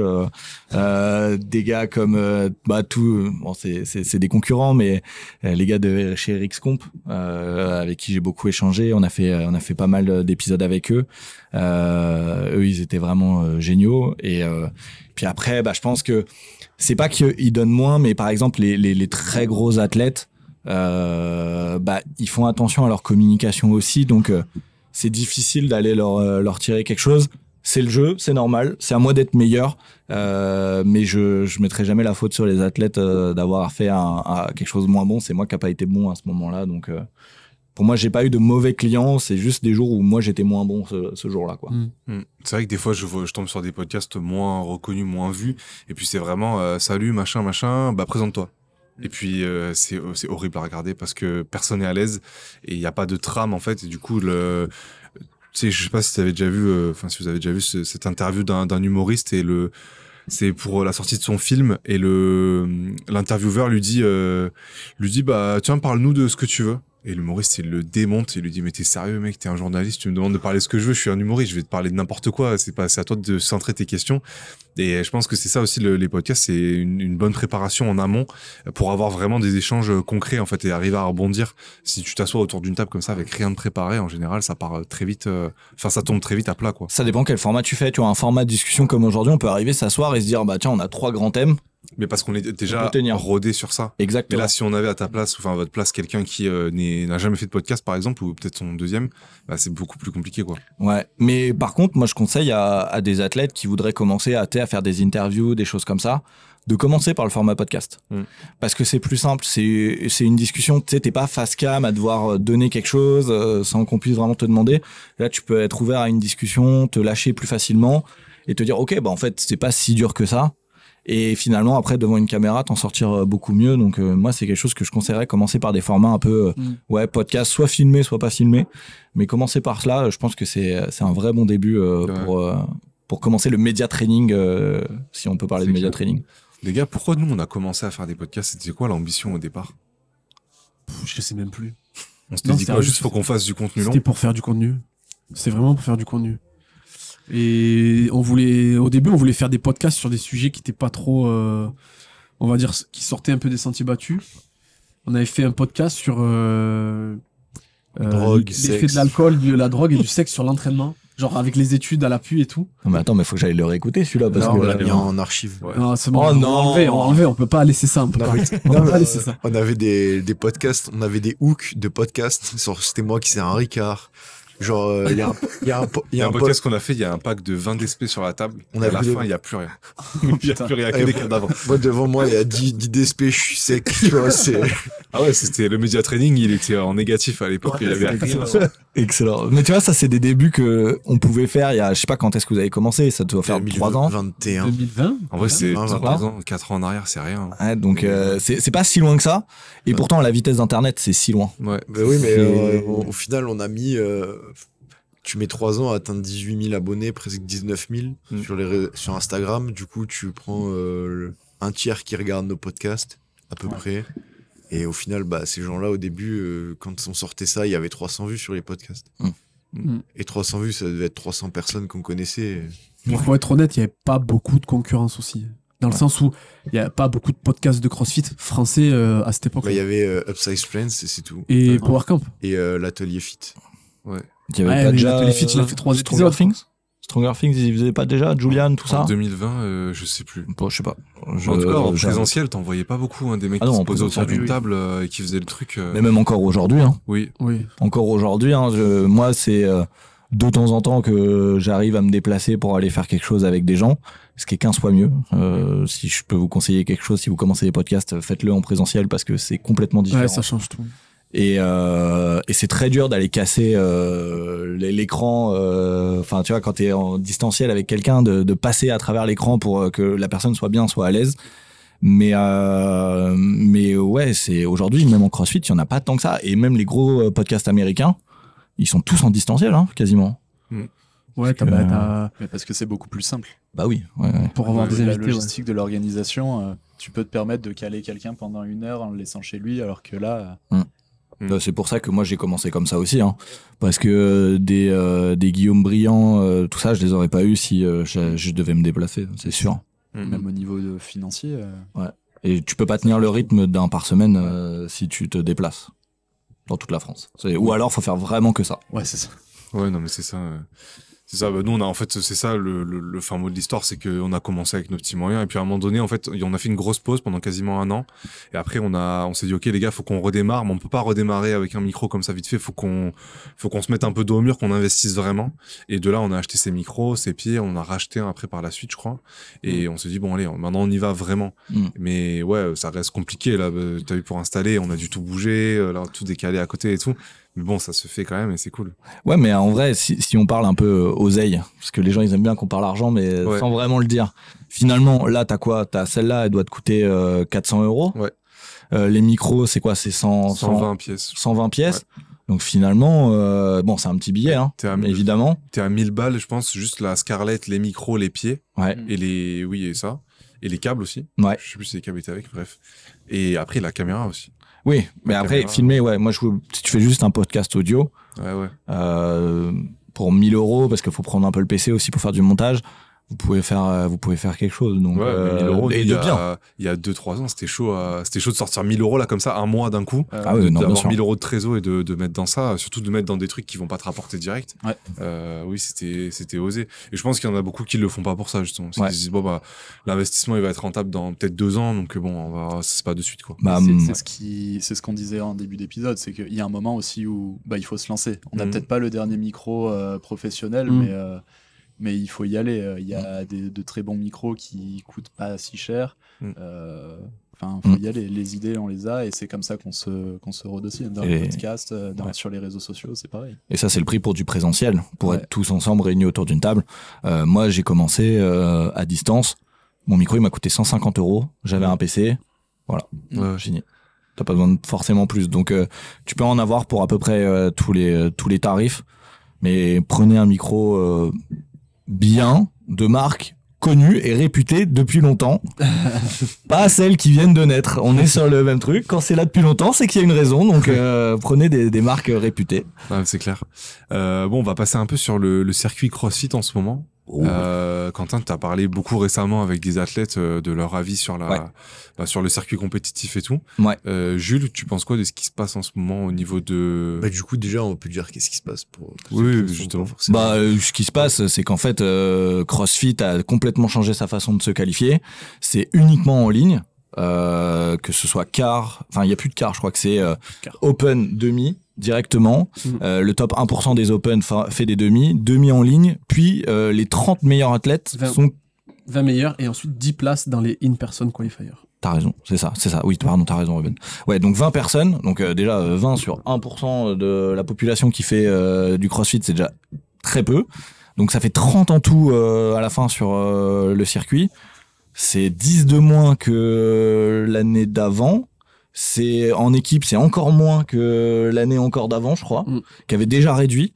Et à côté, t'as des énormes structures qui ont l'air de se créer. Bon, on attend de voir parce que bon, c'est toujours des projets qui naissent. Du coup, ça s'appelle le World Fitness Project. Exactement. Donc c'est Will Morad qui a fait ça. Donc un mec qui a gagné les games en 35-39, il me semble. Il a fait les games en individuel pas mal d'années de suite. Ouais. Et du coup, je crois qu'il fait ça. Du coup, les athlètes qu'il y a dedans, pour les donner, il y a Chandler Smith, Victor Hofer, Medeiros, le russe, comment il s'appelle, Krinkov. Il y a Travis Mayer. Donc, en gros, il y a Tuti Titi, en gros. James Prague, le gagnant en titre des Games de l'année dernière. Il y a Paige Semanza, Luka Dukic, forcément. Ça aurait été étonnant qu'il y soit pas. Daniel Brandon. Samuel Quant, enfin des gros noms quoi, qui ont été faits dans... Pat Vellner aussi, j'ai vu. Pat Vellner aussi, qui ont été faits aux Games, et qui ont... Chandler Smith qui avait annoncé sa retraite aussi. C'était... Ah non, ça c'était dans le podcast avec Puma, et il ne s'est pas annoncé encore. Non. On a des infos en avant-première. Ouais, on a des infos... Moi j'espère que d'ici la sortie de celui-là, ce sera sorti pour le coup. Mais ouais, apparemment il prend sa retraite en indiv. Là, il va l'annoncer très prochainement. Et du coup, ça se sentait déjà l'année prochaine. Ce World Fitness Project aurait 2 événements présentiels, je crois, ou 3. 3, là, en fait, ils ont deux en qualifier et un en finale, je crois, si je dis pas de bêtises. Ah ouais, saison overview, du coup... En fait, il y aura des contrats style UFC où ils sont payés à l'année. Peu importe Enfin, ils ont une base de rémunération et cette base-là augmente s'ils font des compétitions, évidemment qu'ils les gagnent. Mais après, le nerf de la guerre, ça reste toujours l'argent. Est-ce que les sponsors vont assez financer? Est-ce que les marques vont s'y retrouver? Est-ce que l'exposition va être OK? Mais voilà, pour une première année, ils arrivent quand même avec des énormes noms et c'est cool que à la tête de ça, ce soit un gros compétiteur aussi. Je pense que ça crédibilise le truc et puis il y a plein de problèmes qu'ils vont pas avoir quand c'est un organisateur d'événements séparé qui fait pas de la compétition. Du coup, il y a certains trucs où ils peuvent pas s'y retrouver. Et là, je pense que ça... Du coup, il y a 3 total comps, donc il y a 3 compétitions, 2 tour event et 1 final event. Donc tour event, ils ont pas expliqué ce que c'était. C'est qui les sponsors là? C'est une marque américaine, Grip, je sais plus comment c'était. Alors j'ai plus. Et il y a pas marqué hein. C'est sorti dans un podcast il y a peu qu'il a fait pour un gros podcast américain. Je vais pas retrouver le nom parce que j'ai zéro mémoire et ça c'est terrible. Mais ouais, gros groupe américain, un peu consortium immobilier. Ils ont une marque dans le CrossFit. C'est d'ailleurs une ancienne athlète. Frog Grips, non? Un truc comme ça? Non, je sais plus. C'est australien ça. C'est une marque de quoi? C'est une marque d'équipementier, je pense, de Manic ou un truc comme ça. C'est un truc en grip quelque chose, donc j'ai plus le nom. Je vais vous retrouver ça vite fait si j'arrive à le trouver rapidement. Mais ça a l'air d'être une société un peu solide qui est derrière tout ça. Beaucoup, enfin moi j'avais entendu des échos comme quoi ça pouvait être un État, notamment pas très loin de chez nous, de l'autre côté de la Méditerranée qui pouvaient être derrière tout ça pour un peu promouvoir leur pays. Mais bon, apparemment, il s'avère que c'est une société américaine qui gère ça. Problème de ce que j'ai déjà entendu, c'est que les juges qui voudraient faire venir, donc là on est en train de promouvoir une compétition qui se veut professionnelle, qui mine de rien donne de l'argent à des athlètes, qui se doit juste du coup, parce que comme il y a de l'argent et il y a des contrats pro en jeu, apparemment les juges ne seraient pas payés. Les juges qui seraient là, ce serait du volontariat. Après, on sait pas, il n'y a Donc, pas eu moi, c'est quelque d'event chose qui me encore. gêne. Il n'y a pas eu d'event Après, les encore. games, c'est du volontariat. Pas les élites. Les élites, c'est des membres du séminaire staff et je crois qu'ils sont un peu rémunérés ceux qui viennent d'à côté. Ok. Si je dis pas de bêtises. À vérifier. Mais ouais, du coup, après, c'est un beau projet quand tu vois les gens qui sont signés pour l'instant. Bon, ils vendent pas mal. Il y a l'air quand même d'avoir un certain truc de recrutement qui a l'air d'être le nombre d'abonnés, notamment chez les Américains. Mais je suis content parce que t'as un Victor Hofer qui va pouvoir prouver face à des gros noms. Et j'ai hâte de le voir parce que malheureusement, sa saison, elle a eu un peu une petite galère aux Games avec sa blessure juste avant les Games. Et moi, je suis très content pour lui parce qu'il va pouvoir nous montrer ce qu'il sait faire, en espérant que il s'en sorte bien, évidemment. Mais ouais, ça va être un nouveau gros projet qui a l'air en plus d'être un peu décalé par rapport à la saison des Games. Donc finalement, ces athlètes-là pourront être aussi aux Games et dans cette nouvelle compétition. C'est à souligner parce qu'ils auraient pu essayer Ouais. ils auraient pu essayer d'entraver les games si ça n'a pas été la volonté. Ils ont plutôt essayé de faire. Ouais. J'ai l'impression, on va voir. On va voir Parce que comment ça les évolue. games, ils se mettent des bâtons dans les roues tout seuls, peut-être. Après, moi, je pense juste que CrossFit veut l'habiller à la mariée, donc les games pour eux, ça passe après quoi. Je pense qu'ils veulent revendre à des investisseurs. Je sais pas trop la logique. Pour moi, je vois ça, mais là, ce que je vois, de mon point de vue, c'est des athlètes professionnels qui essayent de récupérer une certaine forme de souveraineté. Dans le sens où on en a marre d'être dépendant de CrossFit. Une année, il y a 30 qualifiés, une année, il y en a 40, une année, il y a des semis, une année, il n'y en a pas, parce qu'il faut savoir qu'il y a des athlètes pros qui vivent des semis. Donc avant, tu avais un champ de, on va dire, 40 athlètes sur chaque regionals, donc on va dire 160 athlètes internationaux à 30. C'est-à-dire que tu passes de 160 places, si tu vas au semi-final, tu es considéré comme un athlète international. Donc, tu passes de 160 opportunités à 30. Et en fait, je pense que les athlètes, ils en avaient marre de ça. Et là, il y a une certaine forme de tentative de récupération de la souveraineté de leur carrière, entre guillemets. Ça, allié avec l'accident de Dukic l'été dernier, tout ça, ça fait un peu beaucoup. Enfin, je sais pas. Ouais, je trouve qu'il y a beaucoup d'athlètes. Moi, du coup, on a fait un podcast sur ça, la vie des athlètes. Donc, j'ai reçu Antoine Dumain, Guillaume Briand, Manon Angonès pour avoir un peu la vue de la Belgique sur ce sujet-là, et Diego Calderon, du coup, qui est pas lui encore un athlète international, mais qui avait un point de vue un peu intéressant là-dessus. Beaucoup, ils savent pas. Enfin, tu vois, ils sont un peu perdus. Moi, je sais que j'ai eu Manon, elle dit. Je vais faire les Open, mais même si je me qualifie dans le top 1%, est-ce que je vais y aller? Moi, c'est ce qui me nourrit, les Games. Donc, elle dit, ils sont un peu tous perdus, ils savent pas vraiment. Et le mot qui ressort le plus, c'est une saison, quand elle change comme ça, du tout au tout, parce que les Open, maintenant, c'est dans 3 mois. On l'a appris il y a 1 mois quasiment comment ça allait fonctionner. T'as 4 mois pour te préparer sur un truc qui change complètement de l'année d'avant. C'est difficile. Vous qui faites, qui encadrez des athlètes, c'est impossible de se caler. On avait une construction d'année qui était d'une certaine manière. Et en fait, quand on est arrivé au mois de septembre, on pouvait pas faire de projet parce qu'on savait on sait pas sur quel pied danser, parce qu'on sait pas comment ça va évoluer. Nous, on avait projet de créer une team EMF pour les semis. Il y a pas. Non. Il y a pas, tu vois. Et du coup, t'es obligé de faire avec. Le plan de saison des athlètes, qu'est-ce qu'on fait? On se concentre sur les French Rodon et les compétitions françaises. Est-ce qu'on essaye de faire quelque chose au semi? Tu sais pas, ça va changer, ça va rechanger. Il y a d'écart, il y a pas d'écart, et tu sais pas comment préparer ta saison. C'est très compliqué. Très compliqué. Ah ouais, c'est quasiment infaisable. Et surtout que, en plus de ça, il y a des sanctionals qui sont quasiment la semaine d'après la fin des demi. Le French Rodon a lieu 1 semaine ou 2 après la fin des demi. Donc pour des athlètes, va falloir choisir. Est-ce que tu fais réellement les demi à fond? Est-ce que tu vas jouer ta place sur un sanctional où il y a que 2 places par catégorie, donc 2 hommes, 2 femmes? Compliqué. Très compliqué. Compliqué à choisir en vrai. Hein. Mhm. C'est un peu des nœuds au cerveau. Bah, la plupart vont faire les deux, du coup. Et quitte à pense. être pas au max, aux deux, en fait. Parce que je pense Malheureusement. que, mine de rien, au French, t'auras que des Européens. Et en fait, ils seront quasiment tous au même niveau, finalement, Ouais. de fatigue, quoi. Donc, je pense qu'ils vont essayer de jouer les deux. Mais ouais, ça doit être compliqué. Eux, là, la saison, comment la goupiller, ça doit pas être facile. Hein. Ouais, ça va être très dur. Hein. Ouais, non, très compliqué. Et vous sentez comment, vous, les coachs, le climat, là, par rapport à l'approche des Open, l'approche des qualifs et tout, comment sont vos athlètes et globalement les athlètes de la prog? En fait, certains d'entre eux ont cette capacité à pas être trop perturbés. Dans le sens où, de toute façon, dans tous les cas, que ce soit semi, que ce soit sanctional, que ce soit open ou quoi, il faut être bon physiquement, donc il faut s'entraîner bien et réussir à rentrer des bonnes séances. Du coup, ils arrivent à se concentrer sur ça. Mais du coup, on a eu une discussion ensemble en mode, vas-y, qu'est-ce qu'on fait? C'est quoi la priorité numéro 1, la priorité numéro 2, etc. Et pour ceux qui avaient pour ambition d'aller au semi, on s'est inscrit au French. Guilmar, par exemple, on s'est dit, on fait les French. On fait les Open à fond et on voit ce qui sort.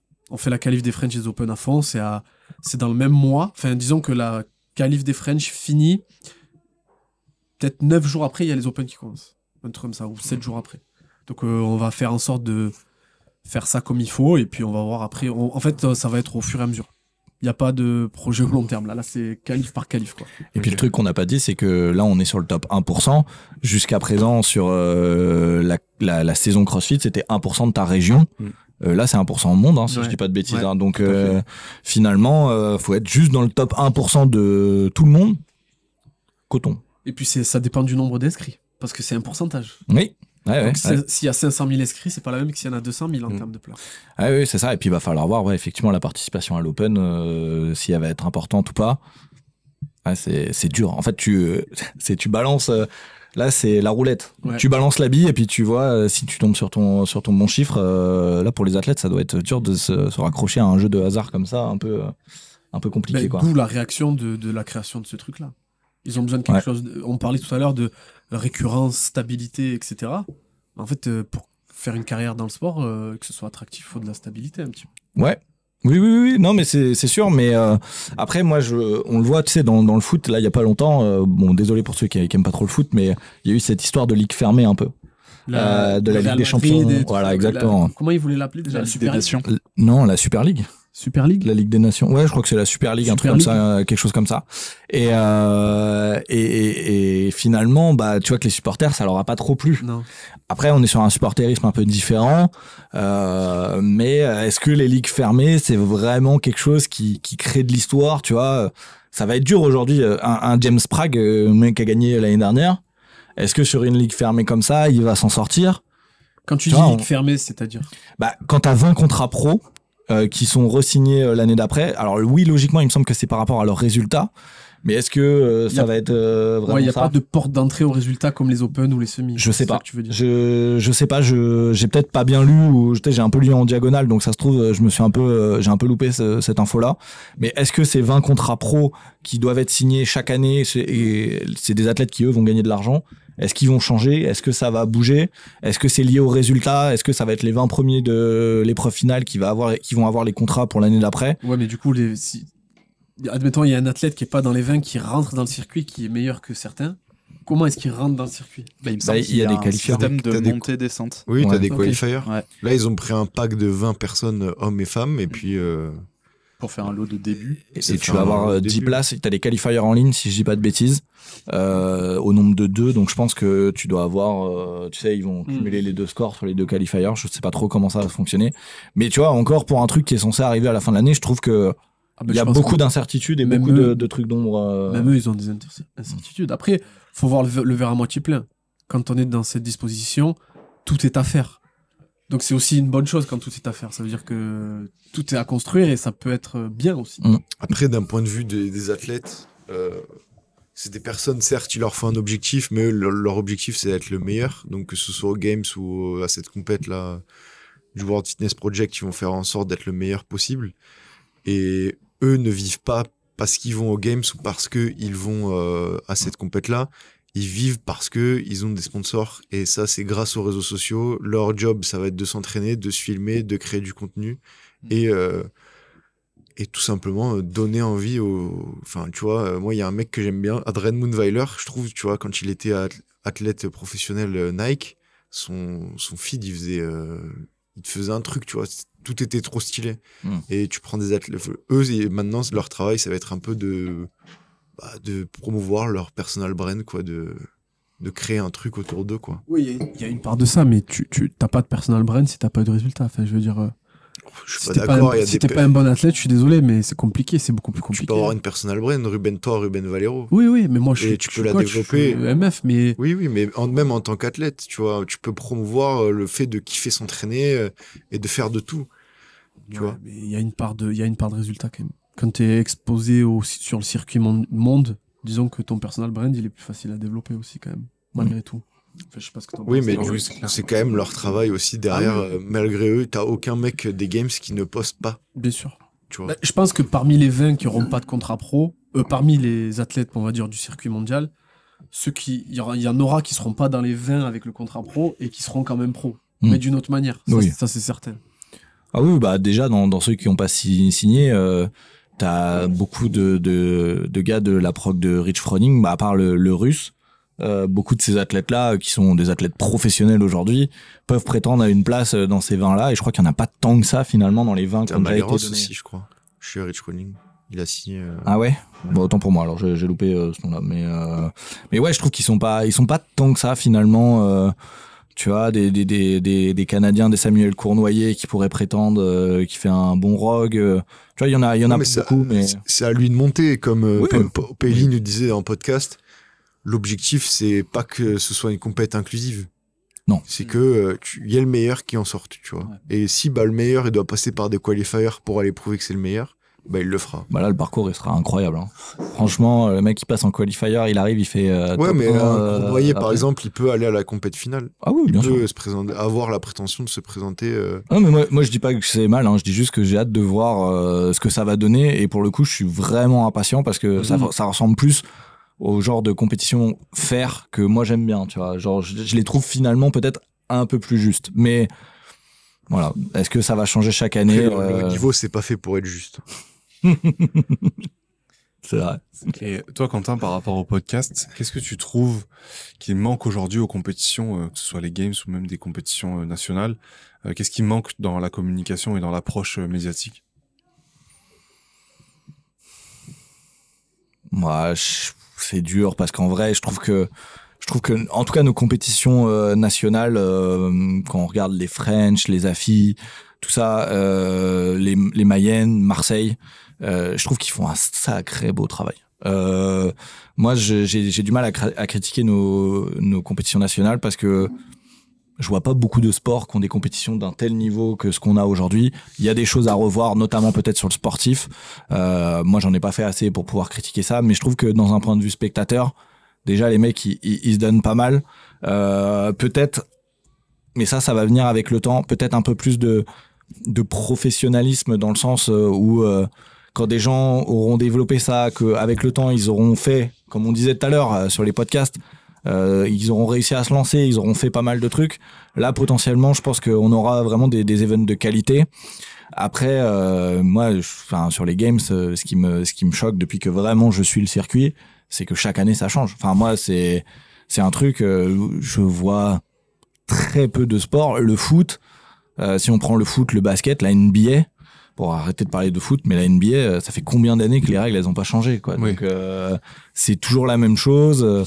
Donc je pense que sur ces circuits-là, ouais, ça va être de la stabilité.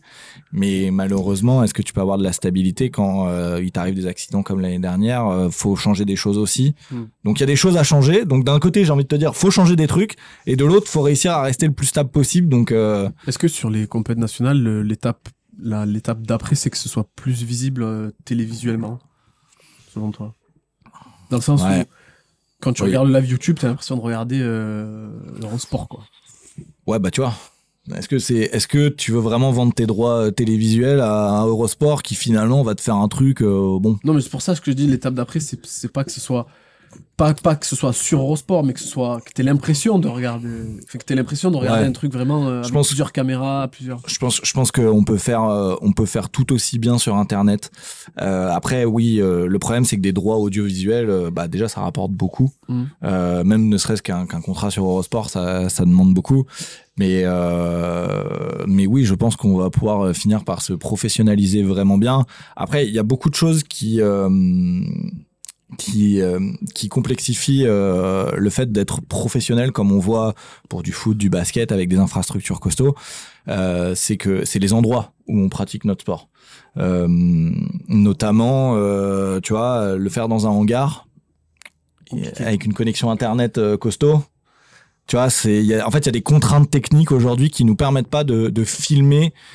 En tout cas, si on parle d'un point de vue purement technique, de filmer et d'avoir une qualité meilleur que ce qu'on a aujourd'hui. Ça va être compliqué pour l'instant. Si demain tu me dis on va dans une énorme arena qui est faite pour, qui a des infrastructures pour, oui, mais par contre, parce qu'une fibre de qualité pour avoir le même rendu que sur un match de sport traditionnel, on parle sur des trucs à 5 chiffres, minimum.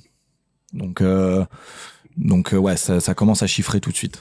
Ouais, puis c'est très difficile avec le CrossFit parce que on oublie aussi que un match de foot c'est 90 minutes, donc pendant 90 minutes t'es à fond au niveau du live. Un truc de CrossFit c'est 3 jours, c'est des temps de pause, des temps de reprise, des temps que si t'es organisateur de compète, clairement le format team de 3 scale machin, tu vas pas le mettre en avant de ouf. Par contre le format elite tu veux le mettre en avant, donc des choix aussi techniques. T'engages une équipe média pour 3 jours, c'est pas le même prix que pour 1h30, donc ultra compliqué aussi. Mais en tout cas on s'en sortira toujours mieux, je pense, sur internet que d'aller chercher justement des médias comme Eurosport et tout qui vont en plus de ça prendre beaucoup plus cher pour sachant que Eurosport et l'équipe ont déjà diffusé les games, si je dis pas de bêtises. L'équipe ils avaient diffusé les games mais genre un mois après le samedi soir, les games c'était fini depuis 2 mois tout. Donc ils voulaient faire découvrir ça un peu au grand public. Ça avait un peu marché, hein. Ouais. Parce que plein de gens qui connaissaient pas le CrossFit avaient regardé en mode j'ai regardé les CrossFit Games, c'est impressionnant et tout. Mais c'était pas vraiment une retransmission traditionnelle, quoi. Ouais. C'est mieux que rien, je pense. Oui, c'est mieux que rien. Tu veux faire connaître le sport. Mais c'est pas encore ça, quoi. Bah, surtout que tu peux te dire que je pense qu'à mon avis, les droits télévisuels pour des chaînes comme ça autour du CrossFit, ça doit pas être mirobolant. Donc en fait, ils prennent pas vraiment de risque de le diffuser. Après, c'est sûr que bon, quand ils sont en décalé et tout, peut-être pas terrible. Mais moi aujourd'hui, je vois qu'il y a des chaînes Twitch qui se créent autour des radios et télé. Peut-être que ça peut passer par là aussi, tu vois. Commencer par choper un peu leur communauté d'internet pour ensuite potentiellement finir sur des chaînes de télévision. Pour la petite anecdote, moi quand je faisais du MMA, quand j'étais ado, donc on parle en termes d'années, j'ai commencé en 2011. Donc l'UFC c'était sur Dailymotion. C'est vrai. En France, c'était sur Dailymotion. Il fallait te lever à 4h du mat pour le regarder en live. Ou sinon, tu l'avais sur le lendemain, le dimanche soir, sur RTL2. Et ça dépendait, ils mettaient pas tous les events, ils mettaient que les gros events avec des grosses têtes type John Jones, etc. Et aujourd'hui, 10 ans après, l'UFC, c'est sur RMC, RMC Sport, tu payes l'abonnement, c'est un truc en live et tout, carré, avec une équipe de présentateurs, une équipe de consultants et tout, alors qu'à l'époque, c'était... Donc autant dans 10 ans, le CrossFit, qui sait, autant RMC viendra acheter les droits de peut-être, hein. La plus grosse compétition, on sait pas. Ouais, mais en fait, c'est le format pour moi qui est très compliqué. Ouais. Un combat, t'as tellement de tension, ça peut aller tellement vite. C'est les trucs, le pay-per-view, c'est là où ça marche le mieux, sur tous les sports confondus. Et c'est là où t'as les plus gros events. Le CrossFit, en fait, ça dure tellement longtemps. T'as des formats tellement divers et tout, c'est tellement pas fait pour ça. Ouais, mais je verrais plus l'Aerox, tu vois, sur ce modèle-là. Possible où aussi. C'est diffusé en live, où t'as des drones qui filment les gens. L'Aerox, de 8h du matin à 23h, t'as des gens qui passent, ils vont voir les élites. Oui, mais non, mais c'est pareil pour le CrossFit. Oui, mais même les élites au CrossFit, ils font quand même 14 events sur un week-end des Games, alors que l'Aerox, ils font une heure, quoi, finalement. 1 heure. Et tu vois, ils pourraient dire, là, par exemple, demain, il y a les championnats du monde. Je sais, d'ailleurs, c'est déjà le cas, je pense, mais passer carrément à la télé, et avoir des drones qui suivent les types, avoir des leaderboards en live qui se montrent l'avancée, tu vois, des trucs comme ça. Ouais, au CrossFit, on pourrait le faire sur la finale, mais Moi, je pense que c'est faisable. Si déjà le service public aujourd'hui diffuse Roland Garros, où tu as 100 matchs par jour au début, les 3 premiers jours, c'est faisable, je pense, pour le CrossFit, tu vois. Je pense, hein. Ouais. Après, moi, j'y crois parce que quand on voit un circuit, par exemple, comme le circuit du tennis de table, qui est en train d'exploser, moi, c'est un ovni audiovisuel, je comprends pas. C'est incroyable. Après, t'es mené par des athlètes qui ont fait des beaux JO, les frères Lebrun. Donc, tu vois, moi, je me dis, on peut toujours y croire, sachant que quand tu regardes, très honnêtement, le tennis de table, il y a 3 ans, allez, 3 ans, ça allait encore, mais ça commençait à grimper, mais 4, 5 ans, 10 ans, tu regardais ça à l'occasion des JO et encore, tu zappais parce que t'avais personne. Oui, mais parce que t'as de l'émotionnel. T'as de l'émotionnel derrière. Ouais, non, mais. Là, les frères Lebrun, c'est deux petits blonds, tu vois, ils ont. Vas-y, on va le dire, ils ont une tête un peu bien française, entre guillemets, tu vois. Et il y a plein de gens qui se reconnaissent derrière, et qui rêvent derrière ces deux petits jeunes, tu vois. Ils ont une image de fou, genre ils ont une tête de geek et c'est des sportifs. Oui, voilà. Il y a un peu ça, il y a un peu le. Mais c'est ultra reconnaissable. Des mecs comme eux, on en a qui ont la même tête. Tu vois, au lycée, on en a tous eu. Tu vois, dans notre classe. Ouais. Non, mais après, je pense que ça va être un doux mélange. Tu vois, tu parles justement de l'émotionnel. Peut-être qu'un jour, on aura, tu vois, un athlète, potentiellement peut-être un Victor un jour. Il y en a plein d'autres qui sont en train d'arriver. Plus un savoureux mélange de personnes qui arrivent à bien expliquer notre sport au grand public, plus quelqu'un qui a envie de mettre un peu de l'argent dessus parce qu'il y croit, parce que potentiellement il est dans les médias et il pratique le CrossFit, donc il a envie. Je pense que c'est un savoureux mélange de tout ça. Il y a beaucoup de trucs qui doivent rentrer en contact à un moment et à un instant précis pour peut-être un jour arriver sur une télé. Moi, j'y crois. Je pense qu'un jour ça pourra le faire.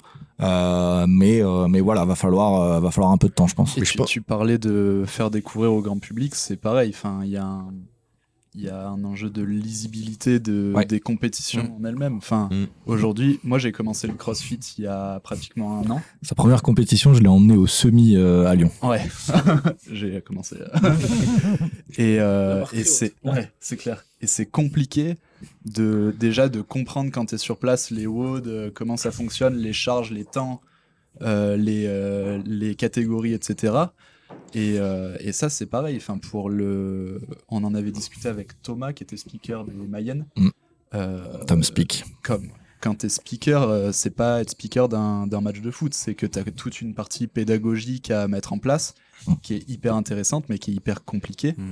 Et avoir des commentateurs qui vont commenter le CrossFit pour le rendre accessible au grand public et pouvoir le mettre en télé, parce que c'est ça l'enjeu à la fin, et ça peut être compliqué, je pense. Ah oui, c'est super dur, c'est le plus dur en fait, mais c'est pour ça que on en revient toujours à ce débat-là. Le CrossFit, ça s'est construit comme méthodologie, après c'est devenu un sport, et l'Aerox c'est l'inverse, et c'est pour ça que la lisibilité de l'Aerox est beaucoup plus simple et beaucoup plus, médiatiquement elle est beaucoup plus simple à expliquer que le CrossFit où en compétition c'est le bordel. L'Aerox, t'as un point voilà. B, un point C, tu y vas, c'est tout le temps la même chose, et c'est rassurant pour le téléspectateur, Ouais. il sait qu'il va pouvoir comprendre ce qui se passe après.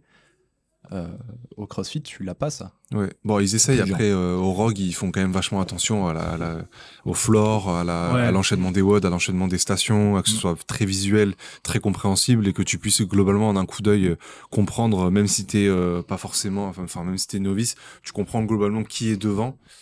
Mais très dur selon les setups que tu as de compétition. Je pense que c'est beaucoup d'émotionnel encore parce que les semi-finals, tout le monde, même t'avais eu des posts de comment il s'appelle celui de Titi Max Allage. Max Allage, oui, pardon. Il avait mis un post comme quoi c'était la meilleure compétition de CrossFit qu'il avait jamais vue de sa vie en termes d'ambiance, etc. En fait, ça montre un truc, c'est que l'émotionnel il est toujours là, et après de l'émotionnel à la télé, c'est compliqué de le faire ressentir. Oui, non, mais c'est plus que qui dit télé, dit grand public, en fait. Et oui. Coup, le mec, il doit passer sur sa chaîne et dire, ah, ok, c'est bon, je comprends où on en est. Je pense que, tu vois, aux États-Unis, c'est beaucoup plus développé. Enfin, le CrossFit est un peu plus développé qu'en France parce que t'as 20, sur 40 mecs, à un moment, t'avais 30 Américains. Et qu'en France, t'avais Willy George qui se battait avec 30 Américains. En fait, où tu vas pas parler de un seul Français s'il y en a une dizaine sur place, tu vois. Il y a un peu de ça, ouais. Et au contraire, tu veux médiatiser de la France, tu veux pas médiatiser. Bon bah voilà, il y a pas eu de Français cette année, voilà, on va parler des games, tu vois, sur l'équipe. Au semi, quand t'as Victor Hofer qui se met sur ses mains et qui commence à marcher, la salle elle se lève parce qu'il est français. Oui, bien sûr. Ouais, c'est vrai. C'était fort ça. C'était fort. Ouais. Mais je pense que tu as plusieurs étapes.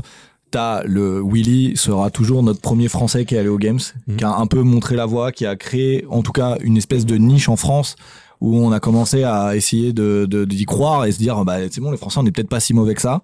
Et là tu commences à avoir d'autres Français qui commencent à y arriver de plus en plus régulièrement. Finalement, est-ce que on va pas réussir avec tout le travail que tout le monde fait dans cette atmosphère, enfin dans cette ambiance CrossFit quoi, en France, dans cette scène plutôt CrossFit en France, à créer pas mal d'athlètes, à avoir un vivier un peu costaud. Tu vois, on commence à avoir des jeunes qui gagnent en teens. On a eu Laurie qui gagne en 39, en 35-39 l'année dernière, si je dis pas de bêtises. Oui, l'année dernière. Donc finalement, on commence à avoir des Français qui gagnent.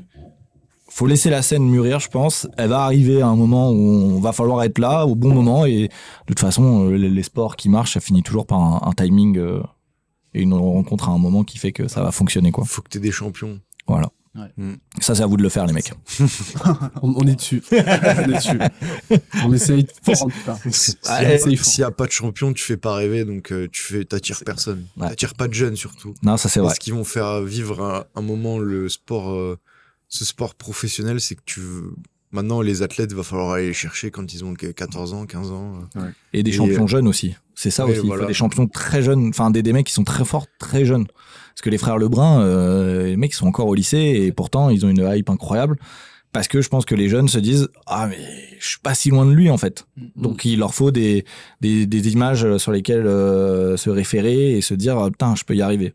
Ouais, puis même quand t'as un jeune qui est fort comme ça crée un engouement. Ouais. Je sais pas comment trop l'expliquer, mais c'est pareil en Espagne avec Lamine Yamal.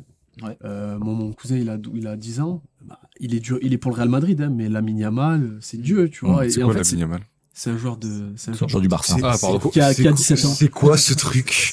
C'est quoi ça? Et en fait, il a 17 ans et il a gagné l'Euro avec l'Espagne, tu vois. Et c'est le meilleur joueur, enfin vraiment un monstre. C'est un Messi c'est le voilà, deuxième ça. Messi qui Et arrive quand il y avait du Messi, Barça. et on peut prendre l'exemple sur LeBron James au basket quand il est arrivé du lycée direct à la NBA, et toujours ça crée un truc. Ah bah lui, il est jeune. Et tu vois la NBA là, avec Wemby et tout, bah il y a un nouvel engouement pour la NBA. On a encore des jeunes là qui se font drafter à des scores incroyables.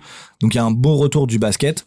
Je pense que tu vois, il faut réussir à trouver un peu tout ça et peut-être qu'un jour le CrossFit, ça sera sur une chaîne nationale. Ça serait fou. Ça serait fou. Franchement, moi je rêve. Moi, le jour où c'est ça, vas-y, c'est bon, je dis, ça sert plus à rien de faire des podcasts. On a gagné. Ils prendront le temps. Tu vas commenter là? Je sais pas, on verra. Est-ce que ça, c'est un truc qui tente de commenter en live des compétitions? J'adorerais. Ah ouais. En vrai, au moins tenter une fois. J'adorerais en tenter au moins une Mais fois. là, faut connaître les athlètes, les WOD, c'est les un sport, stratégies. c'est un sport en tant que tel de commenter. Ah ouais. Eli, Faut être passionné. quand il fait les French et quand il fait les affis, tu regardes, il y a pas un blanc, quoi. Le mec, il Ah parle ouais. tout seul pendant. Bon, en fait, Ouais, on a compris quand il était là que c'est lui, tu vois, et il est trop fort, mais c'est sa personne, quoi. Qui Ouais, fait puis qu'il est comme Ah, ça. il le pire, c'est les speakers comme Yannick, Tom Speak et tout qui sont sur le floor en live parce que C'est très moi fort. j'ai commenté avec Ellie un WOD et sur ce WOD là il y avait c'était le floor des affis était divisé en deux, il y avait 10 masters d'un côté et 10 masters de l'autre, mais du coup ils avaient pas le même WOD, pas les mêmes charges et je crois pas les mêmes reps et il arrivait à suivre les deux en même temps et à avoir des anecdotes sur l'un, sur l'autre, rebondir, dire ah ouais là ok lui il a presque fini, on va passer à l'autre côté puis on revient. Et sur le floor, quand t'as pas la vision d'ensemble, c'est encore plus dur et ils y arrivent très très bien. C'est super impressionnant. Ouais, non, ils sont très forts. Là-dessus, moi, j'ai rien à dire. Moi, j'avais eu Eli aussi. Il m'avait impressionné. Effectivement, tu lances sur un sujet. Limite, tu peux aller poser, faire un café, aller pisser. Tu reviens, il a toujours pas fini de répondre, tu vois. Il a Donc, même pas répondu. Hein. Il a introduit sa c'est ça. réponse. C'est ça. Tout ça avec un truc qui m'avait fait beaucoup rire avec il est capable de faire des analogies Ouais, entre ouais. la musique électro et Ouais. peut-être tu le branches sur un truc. Moi, je lui avais dit que j'avais bossé pour une radio de musique électro. Il m'a dit ah bah tiens, je te fais une analogie avec l'électro. Bah tu vois, c'est un peu comme ça, machin. Je dis ok, d'accord, trop fort. Non, il est très très très costaud. Mais c'est vrai que pour le coup commenter, c'est moi ce qui me manque beaucoup, ça va être des anecdotes. Tu sais, pouvoir rebondir sur tel athlète, ah bah tiens, tel athlète, il vient de machin. Je vous l'ai dit tout à l'heure, j'ai une mémoire un peu pas terrible. Donc je pense qu'il va me falloir... Je vais arriver avec mon calepin de notes. Ouais, mais au final, t'as une mémoire pas terrible, mais tout le monde a une mémoire, entre guillemets, on va dire... Sélective. c'est sélective, mais quand t'es face au truc, des fois, t'as, hop, la petite anecdote qui Ouais. te vient. En fait, faut je pense, Mais essaye tout simplement. je pense Et, qu'il est comme un autre. Je lui en ai parlé, je crois. Tu sais, des fois, tu sens qu'il parle pour chercher une anecdote. Et ça, c'est super fort de réussir à le faire. Discuter comme ça, tu vois, parler, tenir comme si de rien n'était, et puis dire, hop, c'est bon, j'ai retrouvé mon anecdote, et je vous la raconte. Et ça, c'est vraiment Ouais. très costaud. Faut Bah, avoir en fait, un peu... En plus, il faut baigner dans le milieu depuis longtemps pour arriver à te dire, ouais, c'est vrai que l'année dernière, il a fait ça, puis l'année d'avant, il a fait ça, et avant, il était blessé, puis dans son passé, il a fait ça. Je pense que c'est juste parce que les commentateurs des games, c'est pareil, ils sont là depuis 2014, du coup, ils connaissent tout. Ouais, et puis ils sont dans le milieu. Le fait d'être dans le séminaire staff aussi aide beaucoup, je pense, à rencontrer les gens, à avoir des anecdotes avec eux, pouvoir discuter. Ça, c'est un vrai bel avantage qu'ils ont. Et c'est un vrai plus à leurs commentaires, ouais, clairement. Et toi, l'avantage, c'est que t'as parlé à presque tous les athlètes français, Ouais. enfin top France, et au final, tu vas attirer d'autres athlètes qui seront un peu moins forts qu'eux actuellement, mais peut-être dans 2 ans, ils auront le niveau le niveau actuel de ces mecs-là que t'as mais interviewé. peut-être. J'aimerais bien essayer déjà pour voir et puis voir ce que ça donne. Et puis tester une fois, même 1 heure, ne serait-ce qu'1 heure. On a une Parce compète, que si tu veux. sur les cives et ces trucs-là. Ça rembert en budget. Est-ce que vous voulez aborder d'autres sujets, les gars? Je pense qu'on a fait un sacré tour quand même. Ouais. Bon, bah, c'était très cool. Merci, les gars, de vous être déplacés. Mais de rien, attends, t'es dans le coin, autant passer. Hein. Ouais.